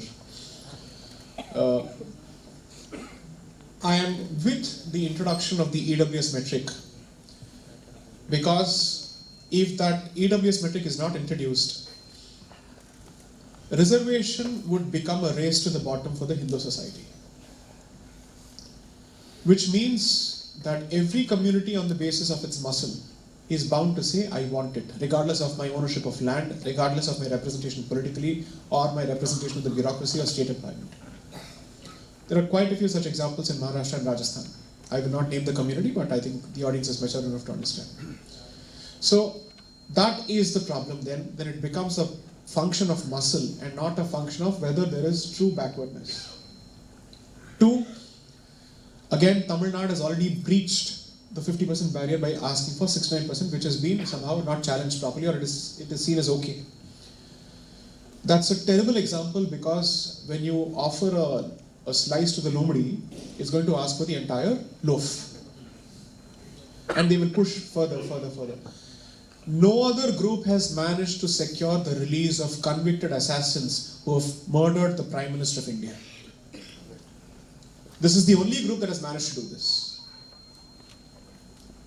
And that is the power of, let's say, ransom in the hands of the Dravidian coterie. The ones who murdered Indira Gandhi will not get that benefit. Kashmiri militants will not get that benefit. People from the northeast who have been convicted will not get that benefit. Why should these set of killers get that benefit? And they come out and get to play even victims. All of that is not going to be possible without adequate state and ecosystem support. So I am very clear that if you look at how the EW's argument is being played, I am of the view that one, the 50% rule needs to be respected as much as possible. At the same time, there must be some room for economy-based positions with respect to reservation. It need not be just caste-based. But let's take it to the most uncomfortable level possible. I am not going to support for any kind of reservation for Dalit Christians and Dalit Muslims. You have effectively chosen to walk out of this particular fold saying that this fold translates to oppression and that apparently the new fold is egalitarian in nature. In which case, I congratulate you on that particular decision. But I am not going to give you a parting gift for life. Because I have to protect my demographic as a Hindu community. I am not going to create incentives for people to convert out of my community. That is not the expectation of secularism under any circumstances. So I am clear that these reservations, when they ask, because if you look at some of these organizations called World Justice, so on and so forth, these are all evangelical organizations, they have two primary deliverables which they mention on their website publicly. One, reverse the decision of the Supreme Court in Reverend Stanislaus versus Union of India, which says that the right to convert is not a fundamental right to religion. They want to reverse that decision.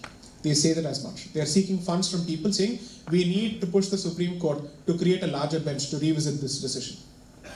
Then the second pet peeve has been, recognize the category of Dalit Christians and Dalit Muslims for the purposes of STSC reservations. Neither of these must be exceeded under any circumstances. So, now the baton goes to the audience. I'll take a maximum of 4 questions because we are at 7:30. There are some book signings, I'm told. Sir, मैं अभिषेक Upadhyay. Sir, मेरा सवाल एक है कि जैसे sir मैं ज़्यादा पीछे की बात नहीं कर रहा हूँ. जैसे यथार्थवाद की जब से क्रांति चली, प्रेमचंद की लेखनी का शुरुआत हुआ और उनकी जो कहानी संग्रह आई प्रथम सोजे वतन, तो वर्तमान सरकार द्वारा उसको बैन करा दिया गया क्योंकि वो राष्ट्रवाद की कहानियाँ थी. तो सर उसी समय उनकी जो कहानियाँ थी वो दलित चेतना की कहानियाँ भी शुरू होती हैं. जैसे उन्होंने तमाम कहानियाँ ठाकुर का कुआं, सदगति वगैरह लिखी. और उसी समय एकदम सेम टाइम में 1-2 साल अंदर में महामना जी ने हिंदू महासभा की स्थापना की. 1925 में हेडगेवार जी द्वारा राष्ट्रीय स्वयंसेवक संघ की स्थापना की गई. तो सर मेरा आपसे यही सवाल है कि उसके बाद तक, मतलब मैं 1910 को ले रहा हूँ, 1910 से 2020 तक लगभग 120 साल के बाद भी ये जो हमारी संस्कृति को विदृढ़ करने वाली प्रथा थी, ये सफल रही या हमारी संस्कृति थी, हमारा सनातन धर्म था, फेलियर रहा उन जो पिछड़ों को अपने तक मिलाने में, जो अभी तक हमसे असंतुष्ट हैं. और उनकी 100 साल पहले लिखी कहानियों को, सर मैं बिहार से बिलोंग करता हूँ और हम गाँव में आज भी उदाहरण देखते हैं कि जो गोदान में हमने गोबर और धनिया को पढ़ा वो हमारे सामने दिखता है. Sir thank you. So one of the causes that I have actively chosen to represent, and most people are aware of it, is Mandir ki vimukti from state control. I've said this. And one of the reasons that I've said that is मकसद को पाना इसलिए important हो जाता है ताकि मंदिर का जो रिसोर्स है, can we use that for two things. One, find a way of establishing a community management system which involves all four varnas. That's one. Second, जितने भी लोगों को रिजर्वेशन से तकलीफ है, रिजर्वेशन को मिटाने के से पहले उसके लिए आप एक रिप्लेसमेंट की बात सोचिए, which is the exact argument I gave some time ago. Therefore, can you use the resources of the temple to say मंदिर का जो धन है उसमें से 10% या 15% जो है इनकी पढ़ाई लिखाई में जाएगी और इनकी शिक्षा के लिए जाएगी. जब तक आप ये नहीं करते हैं, पब्लिक में जो नैरेटिव होता है दैट मंदिर और इन पिछड़े हुए वर्गों के बीच में बहुत फासला है और अंतर है, वो आप कभी मिटा नहीं पाएंगे. That will be shown only through actual initiatives. So I am very clear about the fact that एक जगह पे आप you can protect the traditions of the temple. उसके जितने भी सांप्रदायिक राइट्स हैं आप उसको भी प्रोटेक्ट कीजिए, लेकिन using the resources of the temple to address some of these social problems is a fantastic message. देखिए क्या होता है कि आप चोर को एक दो बार ही आप गाली दे सकते हैं कि ये आके चोरी करके जा रहे हैं, लेकिन दरवाजा आपने खुला छोड़ा है. Therefore, you must be in a position to provide alternatives to the missionary organizations, which means health services, education. At the very least इसको तो आप एड्रेस करके देखिए. हिंदू दिमाग में ये तो बैठ जाना चाहिए कि हर मंदिर के साथ एक हॉस्पिटल जुड़ा होता है और एक स्कूल जुड़ा होता है, which is exactly the memory recall when you speak of a church. Now, whether you disagree with them or not, I would say those are great initiatives from that side.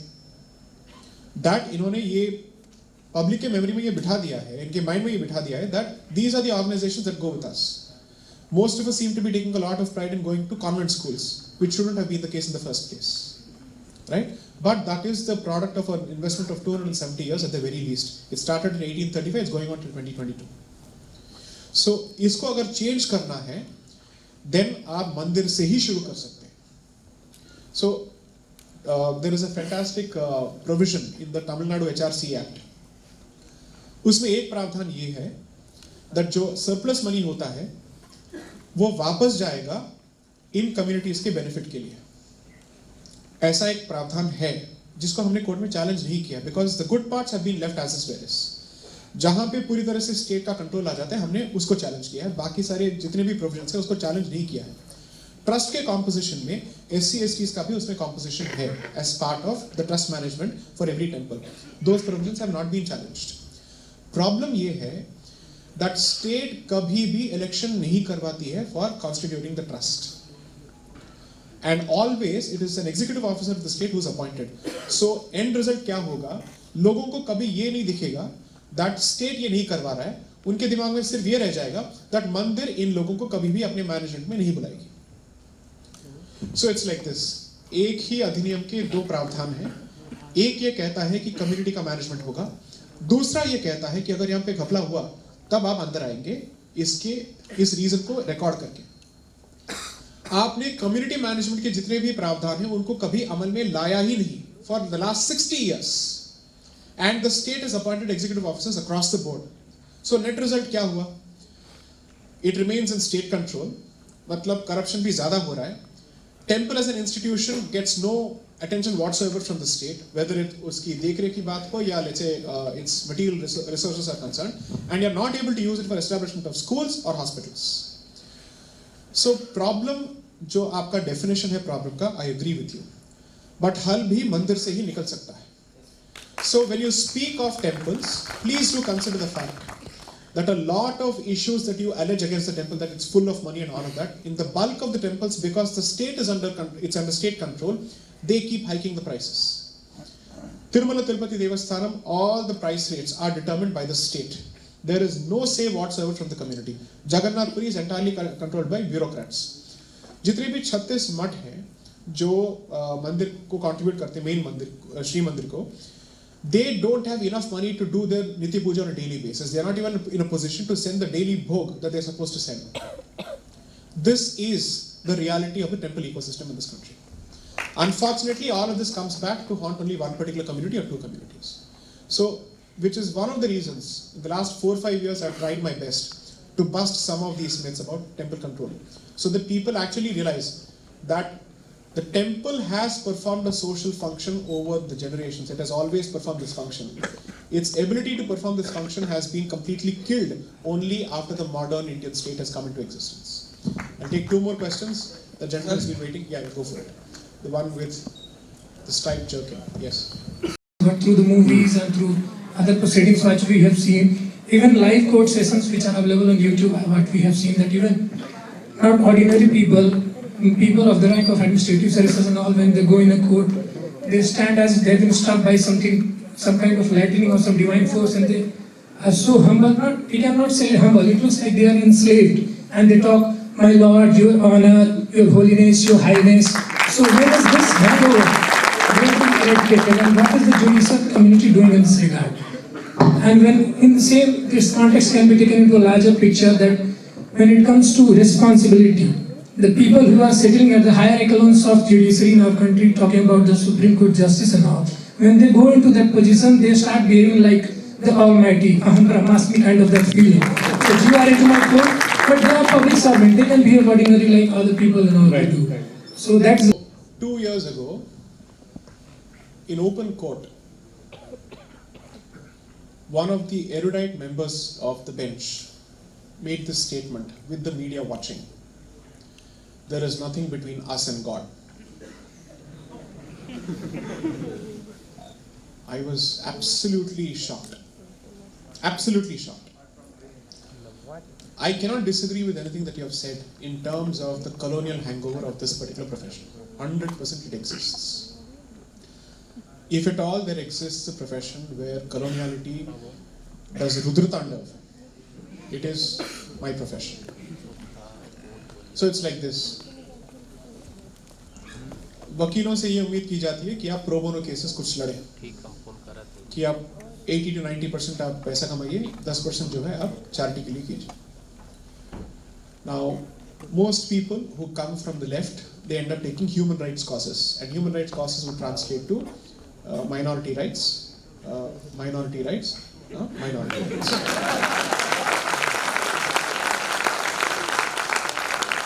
I decided to say that 10% of my time, and legitimately speaking, that's the only amount of time I'm in a position to devote, and that's the only amount of time I devote. I'm never going to say that I'm doing this for, I've taken up all these cases. No.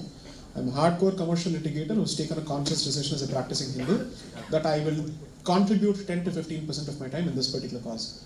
Because 1, I'm a first generation litigator. 2, I don't have godfathers telling me, do whatever you want, we'll take care of you.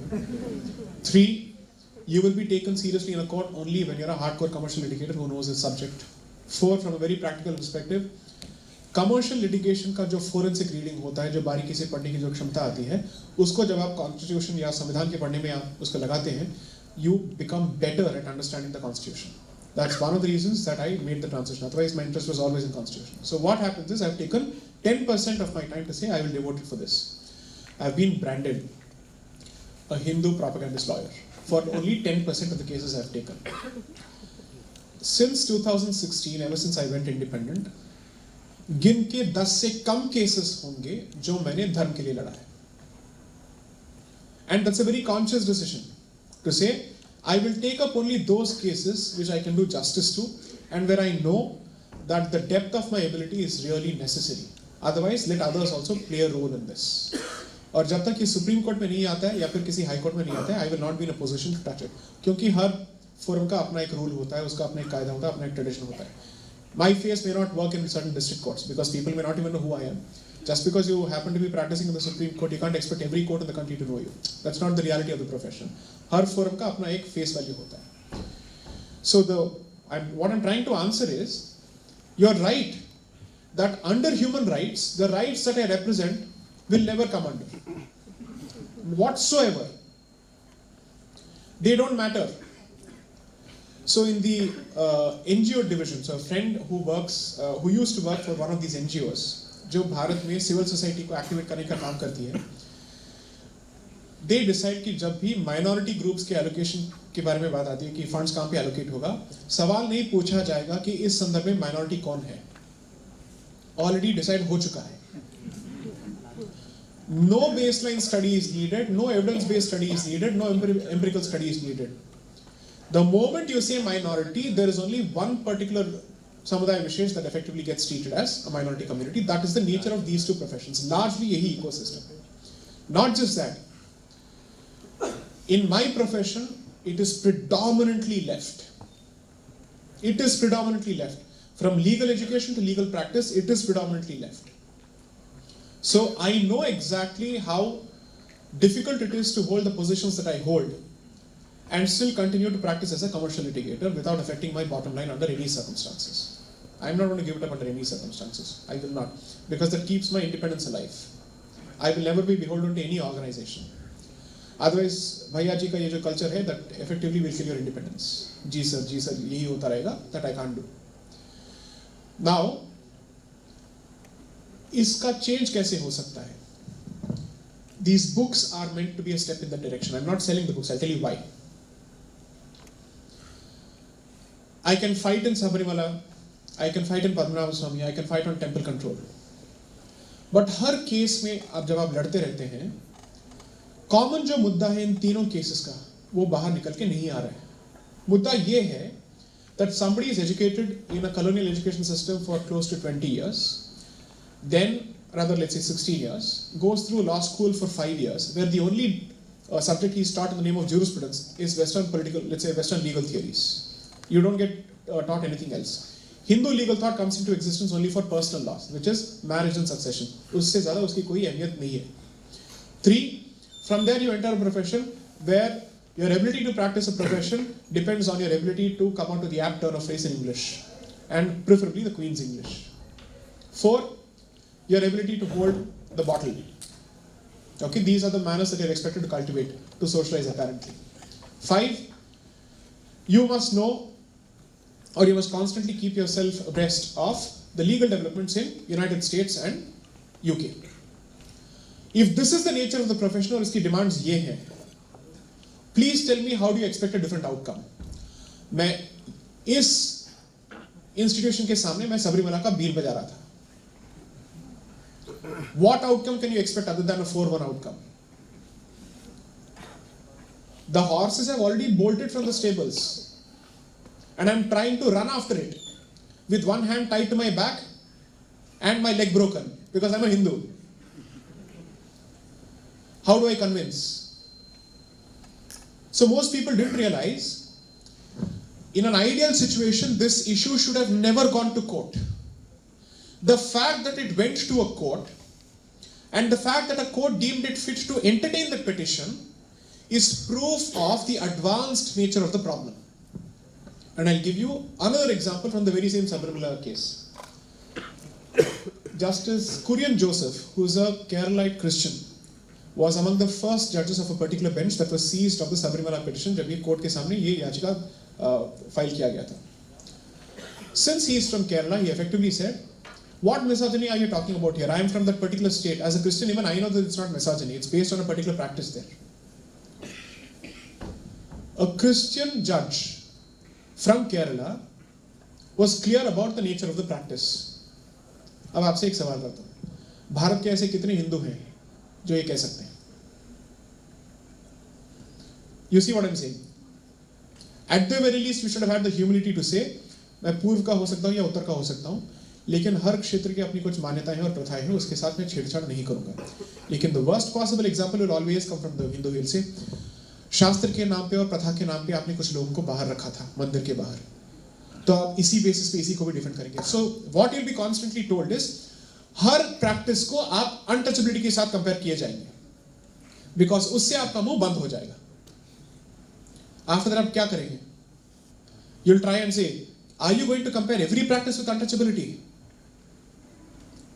Is every practice going to be determined on the animals of untouchability? So that means effectively, according to you, Hindu Dharma is all about untouchability and nothing more. You can blame the judiciary only to some extent, but judiciary is a reflection of you as a society. इनको भगवान ने parachute से यहाँ पे भेजा नहीं है. कुछ लोग ऐसे सोच सकते हैं, लेकिन ऐसा नहीं है. They have come from you, be it the politician or representative of the judiciary. ये आप ही के बीच में से निकले हैं भाई. How do you expect it to be any different? Okay, let's assume for a moment सारी हिंदू सोसाइटी एक मत से कह रही है ये प्रथा सही है, लेकिन जुडिशरी दूसरे स्तर में बात कर रही है.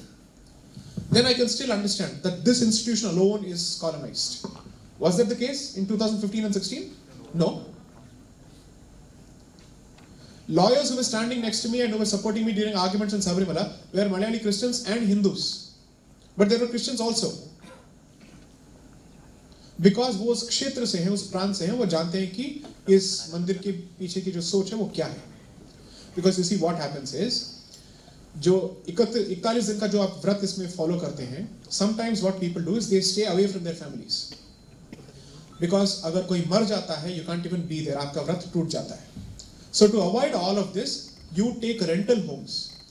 And some of these people, therefore Christians have also rented their homes for the practicing brahmacharis. तो दे नो कि यहाँ पे क्या होता है. प्लस जब आप ये पैदल जाते हैं, which is a distance of about 61 kilometers, I've done this as in my younger days. You go through all those portions, and not all of those portions are necessarily populated only by Hindus. So people know what is the local reality. On Twitter, on Facebook, and in every other, let's say, social media platform, I was targeted first and foremost by Hindus and Hindus alone. इस कड़वे सत्य के साथ आप जूझिए पहले. Deal with that first.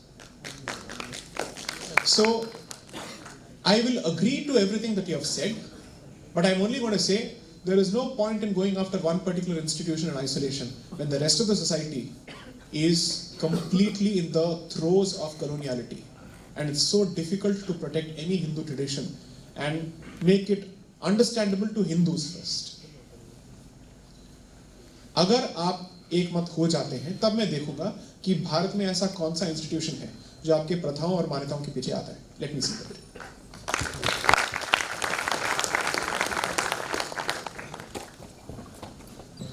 Ram Ram सभी लोगों को. मेरा नाम जंजीत कृतिकर है, मैं नेपाल से हूँ और मैं PhD कर रहा हूँ एग्रीकल्चर में. मेरा 2 क्वेश्चन है, एक रिलेटेड टू ये यहाँ से है और एक beyond India, Bharat and Pakistan, that is belong to Nepal. जी सर, आज का एक न्यूज़ में है, the Bombay high court chief justice blame the internet for the bone chilling murder of Shraddha Walker. Justice Dipankar Datta said such cases represent the flip side of access to materials on the internet. And I want your blunt answer on this question. And how do you relate to your book to this what the judge said? And what is your message to our dear sisters? Some of them fell prey to such victim, and until they realize, before that when we convince them, they say that मेरा वाला आफ्ताब ऐसा नहीं है.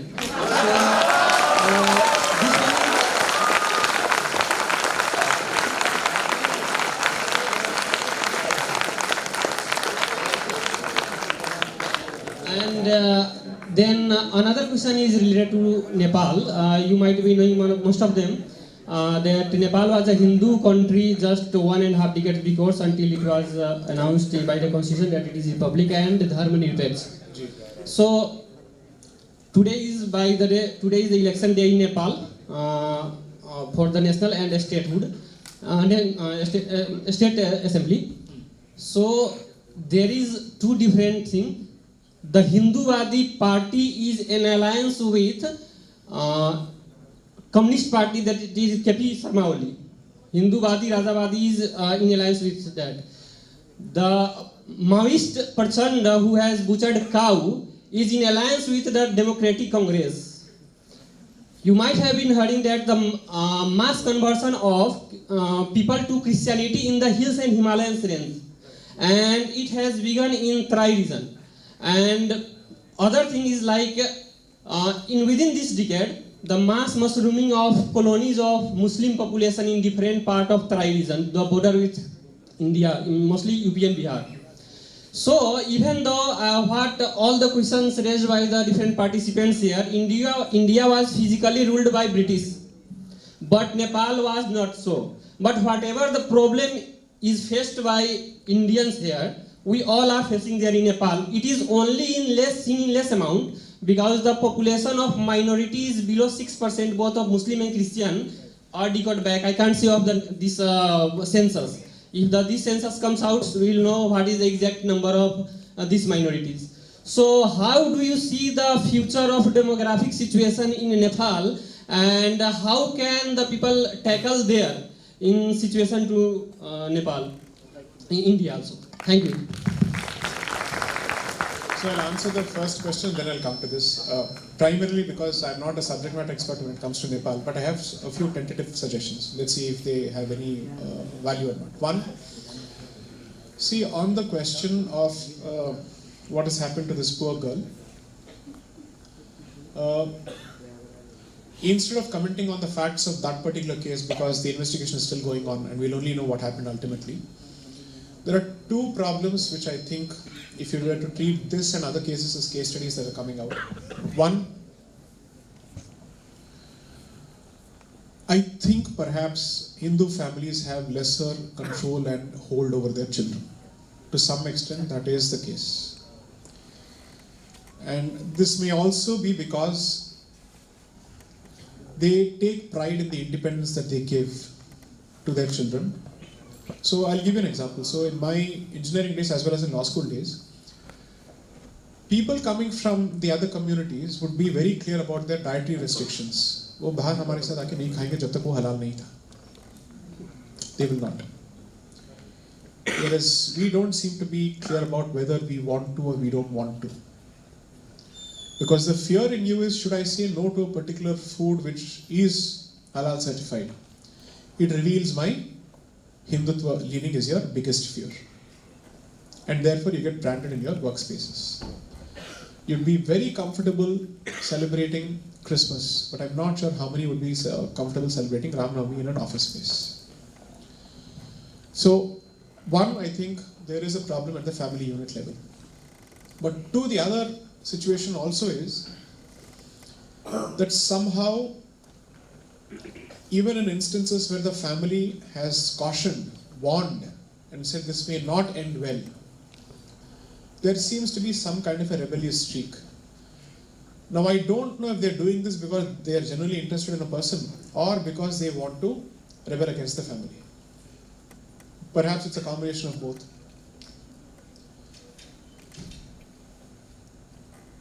मैं आपको दो situations देता हूँ. Please see what the end result is. First situation, you're groomed and you're trapped by someone who comes under a different alias. The net result is you're dead. Second, as an adult, you're told what the identity is. You voluntarily go into that relationship. The net result is you're dead. Now, after these experiences also, if people don't learn, you can only take the horse to the pond. You can't make it drink water. Adults at some stage may have to ask, who is responsible for certain decisions? Again, I repeat, I don't wish to be insensitive to the fact of a death. Because whoever may be responsible, ultimately the family must be grieving. Even if someone walks out of a family, says no to the family, it's the family that is shedding tears, not Abdul and Rasul. Right? So, my sympathies are with these families. For those who don't understand the reality of the situation, maybe they must be shown videos of Hindu young girls being forcibly married to older men in Pakistani courts, and how they wail and rebel and cry as to what they have been put through and what they will be subjected to. I don't know of any other way of drilling some sense into some of these issues. You might always say, well, there are certain marriages which have worked out well. Why don't we look at those examples? Marriages which have apparently worked out well have always come at the loss of your identity, not the other person's identity. Mr. Salim Khan's wife, who goes by the name Salma, was not Salma to begin with in the first place. Now, clearly, concessions and unilateral concessions are expected from one particular community. यहाँ पे हमें अपने जड़ों को पकड़ के रहना है. It's not going to be possible for you to constantly blame the other person because he is doing or she is doing what he or she has been ordered to or instructed to by what they believe in. 2.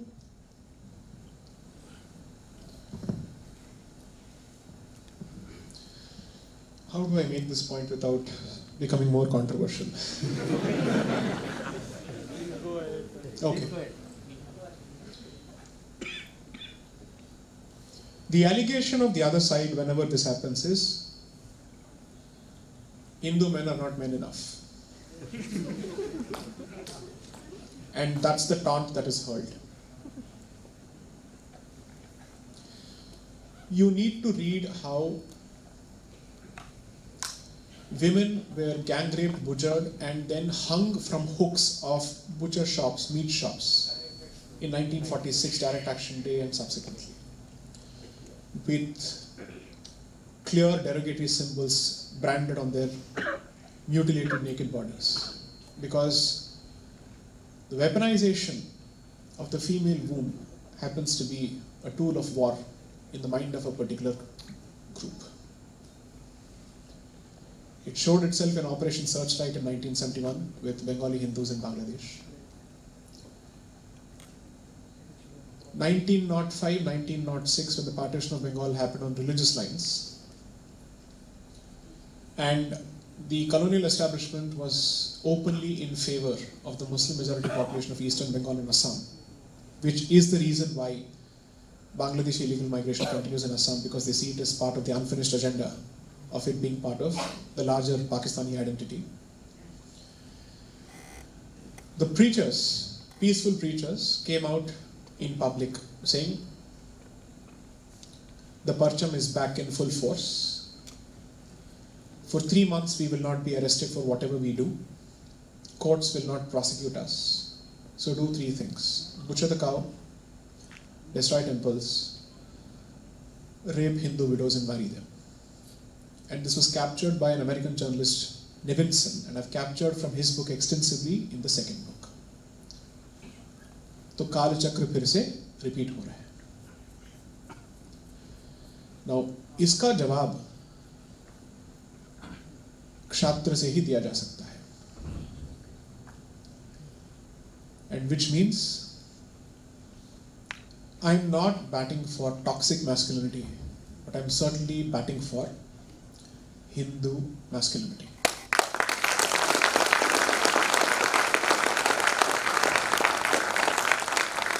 Because that every time a society devalues certain roles, it opens itself to a savage horde because it has lost the will to fight. And therefore I am making the conscious statement that I am not against equal treatment.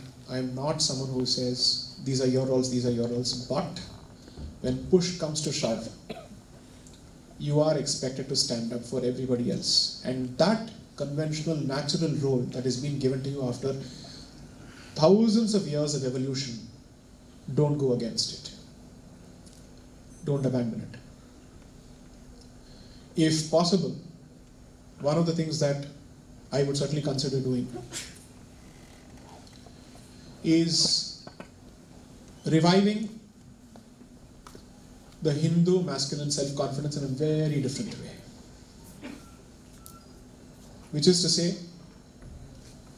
that the representation that you are effeminate, effete, and not possessed of the virility that is expected of you, that myth needs to be busted. Now, I suspect 2 portals to latch on to this and quote this out of context to say Hindutva is about toxic masculinity. But this message needs to be said and sent without any kind of dilution. So therefore I have said it. Coming to Nepal, I happened to visit Pashupatinath about a year before the lockdown. And I happened to meet locals, and wherever I go, my job is to find out what is the position of Hindus there. That's my primary interest. And how they were saying that if you want to take control of our temples, then go back to the previous position, that we are a Hindu monarchy. You can't claim to be secular and take control of Pashupatinath and other temples, was the argument being presented then. I don't know what the situation of the argument is at this point. I would only say, hopefully while the non-majority population is still under 10%, learn from all the mistakes made by India. Don't repeat those mistakes. Nepali Hindus are very proud of their Hindu identity, to the extent I was even told that hum Indians ki tarah nahi hai. I was told this on my face. I took it. What can I say? You're right. I can't refute it. Don't give up that pride in your Hindu identity. I also saw the pernicious influence of Bollywood pop culture on Nepal in a very different way through your participation in reality shows, in some of the worst possible exports from this country. Protect yourself from all this. Take the good from India. Refuse the garbage while you still have the power to refuse it. But having raised that problem, perhaps you may also want to consider that there are some internal problems within the Nepalese Hindu community which are perhaps the reason for the acceptance of the Maoist tendency. Try and address that. Because apart from this issue, there's a dragon waiting to swallow you, and that can never be permitted. We made the mistake of allowing the dragon to swallow Tibet. And for the first time perhaps in history, India and China were neighbors, which they never should have been in the first place. Tibet should have been the buffer state. We can't afford to lose Nepal. Kailash Mansarovar already requires permits. I don't want permits for Pashupatinath. All I can say is reject the imposition of a secular constitution, because that is the beginning of a slippery slope where your traditions, your pride, everything will be constantly eaten into and the encroachment will begin. A secular constitution is equal on paper but unequal in practice because its specific target is secularization of the Hindu identity. This is the reality of Bharat. So you have the opportunity to reclaim or fight, go ahead, do it. Yes, last question. That's it, last question. Wait, hold on. Yes, please, go on.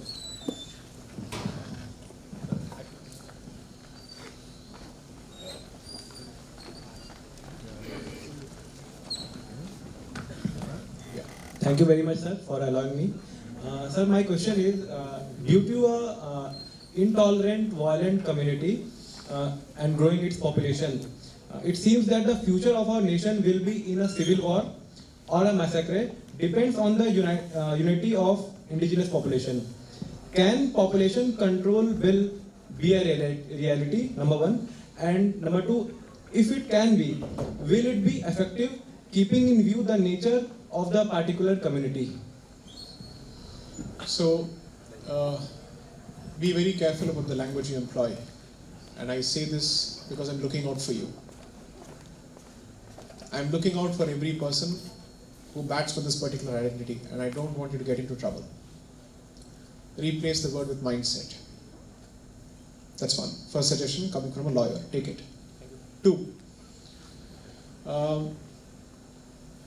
I'm not sure the population control bill may be entirely effective, but chara kya bacha hai aapke paas? What is the other option that you have? In a democracy which is ruled by a constitution, you have to go by constitutional mechanisms. My only hunch is that the population control bill will be followed by the Hindus and not followed by the others, and therefore it will have the exact opposite consequence. because you are more law-abiding, or at least you're law-fearing. And the state has more guts to come after Hindus than anybody else. Regardless of whoever is in power, that has not made a difference. Which means that you're back to square one. There is a law against possession of illegal weapons. Has that prevented certain people from having more weapons than the others? It hasn't. So those who follow the law will continue to follow the law, and those who don't care for it will never care for it. I don't know how that works. I'm not sure the answer lies entirely in the realm of legal mechanisms, or let's say in the realm of law and policy making. Maybe the society will have to consider certain lawful and constitutional mechanisms, which means you end up having to compete in terms of producing more children. And that suggestion, had it come from someone who had spoken in Hindi, he'd have been accused of being a dinosaur who doesn't know what he's talking about. Well, it's coming from a person who's speaking in chaste English. Take it. Because that seems to be a language that finds universal acceptance, unfortunately, in this country. So accept it. And it goes back to the fundamental point of Hindu masculinity. Jai Shri Ram. Thank you, sir.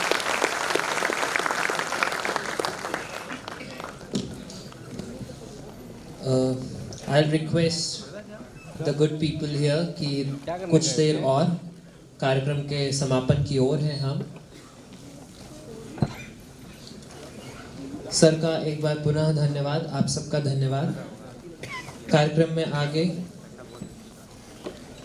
मैं आमंत्रित करना चाहूँगा श्री राणा प्रताप सिंह जी को, शोध के convener, कि वे आए और सर को धन्यवाद का ज्ञापित करें.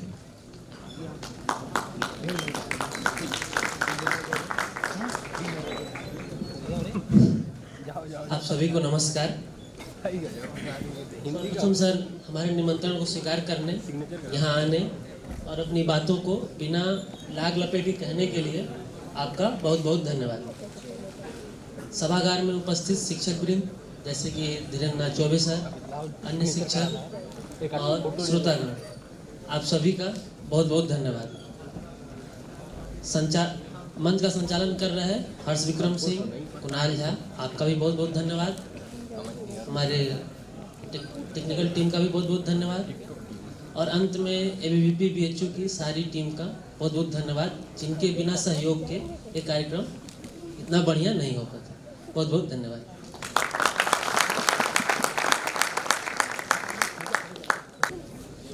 आप सभी का धन्यवाद. कार्यक्रम का अंतिम फॉर्मेलिटी होगा, बहुत आवश्यक है, बहुत ज़रूरी है. आप सभी से निवेदन है कि कृपया अपने स्थान पर खड़े हो जाएं ताकि हम राष्ट्रगान का गायन कर सकें. पंजाब सिंध गुजरात मराठा द्राविड़ उत्कल बंगा विंध्य हिमाचल यमुना गंगा उत्कल जलधि तरंगा तव शुभ नामे जागे तव शुभ आशीष मांगे गाहे तव जय गाथा जनगण मंगलदायक जय हे भारत भाग्य विधाता जय हे जय हे जय हे जय जय जय जय भारत माता की जय.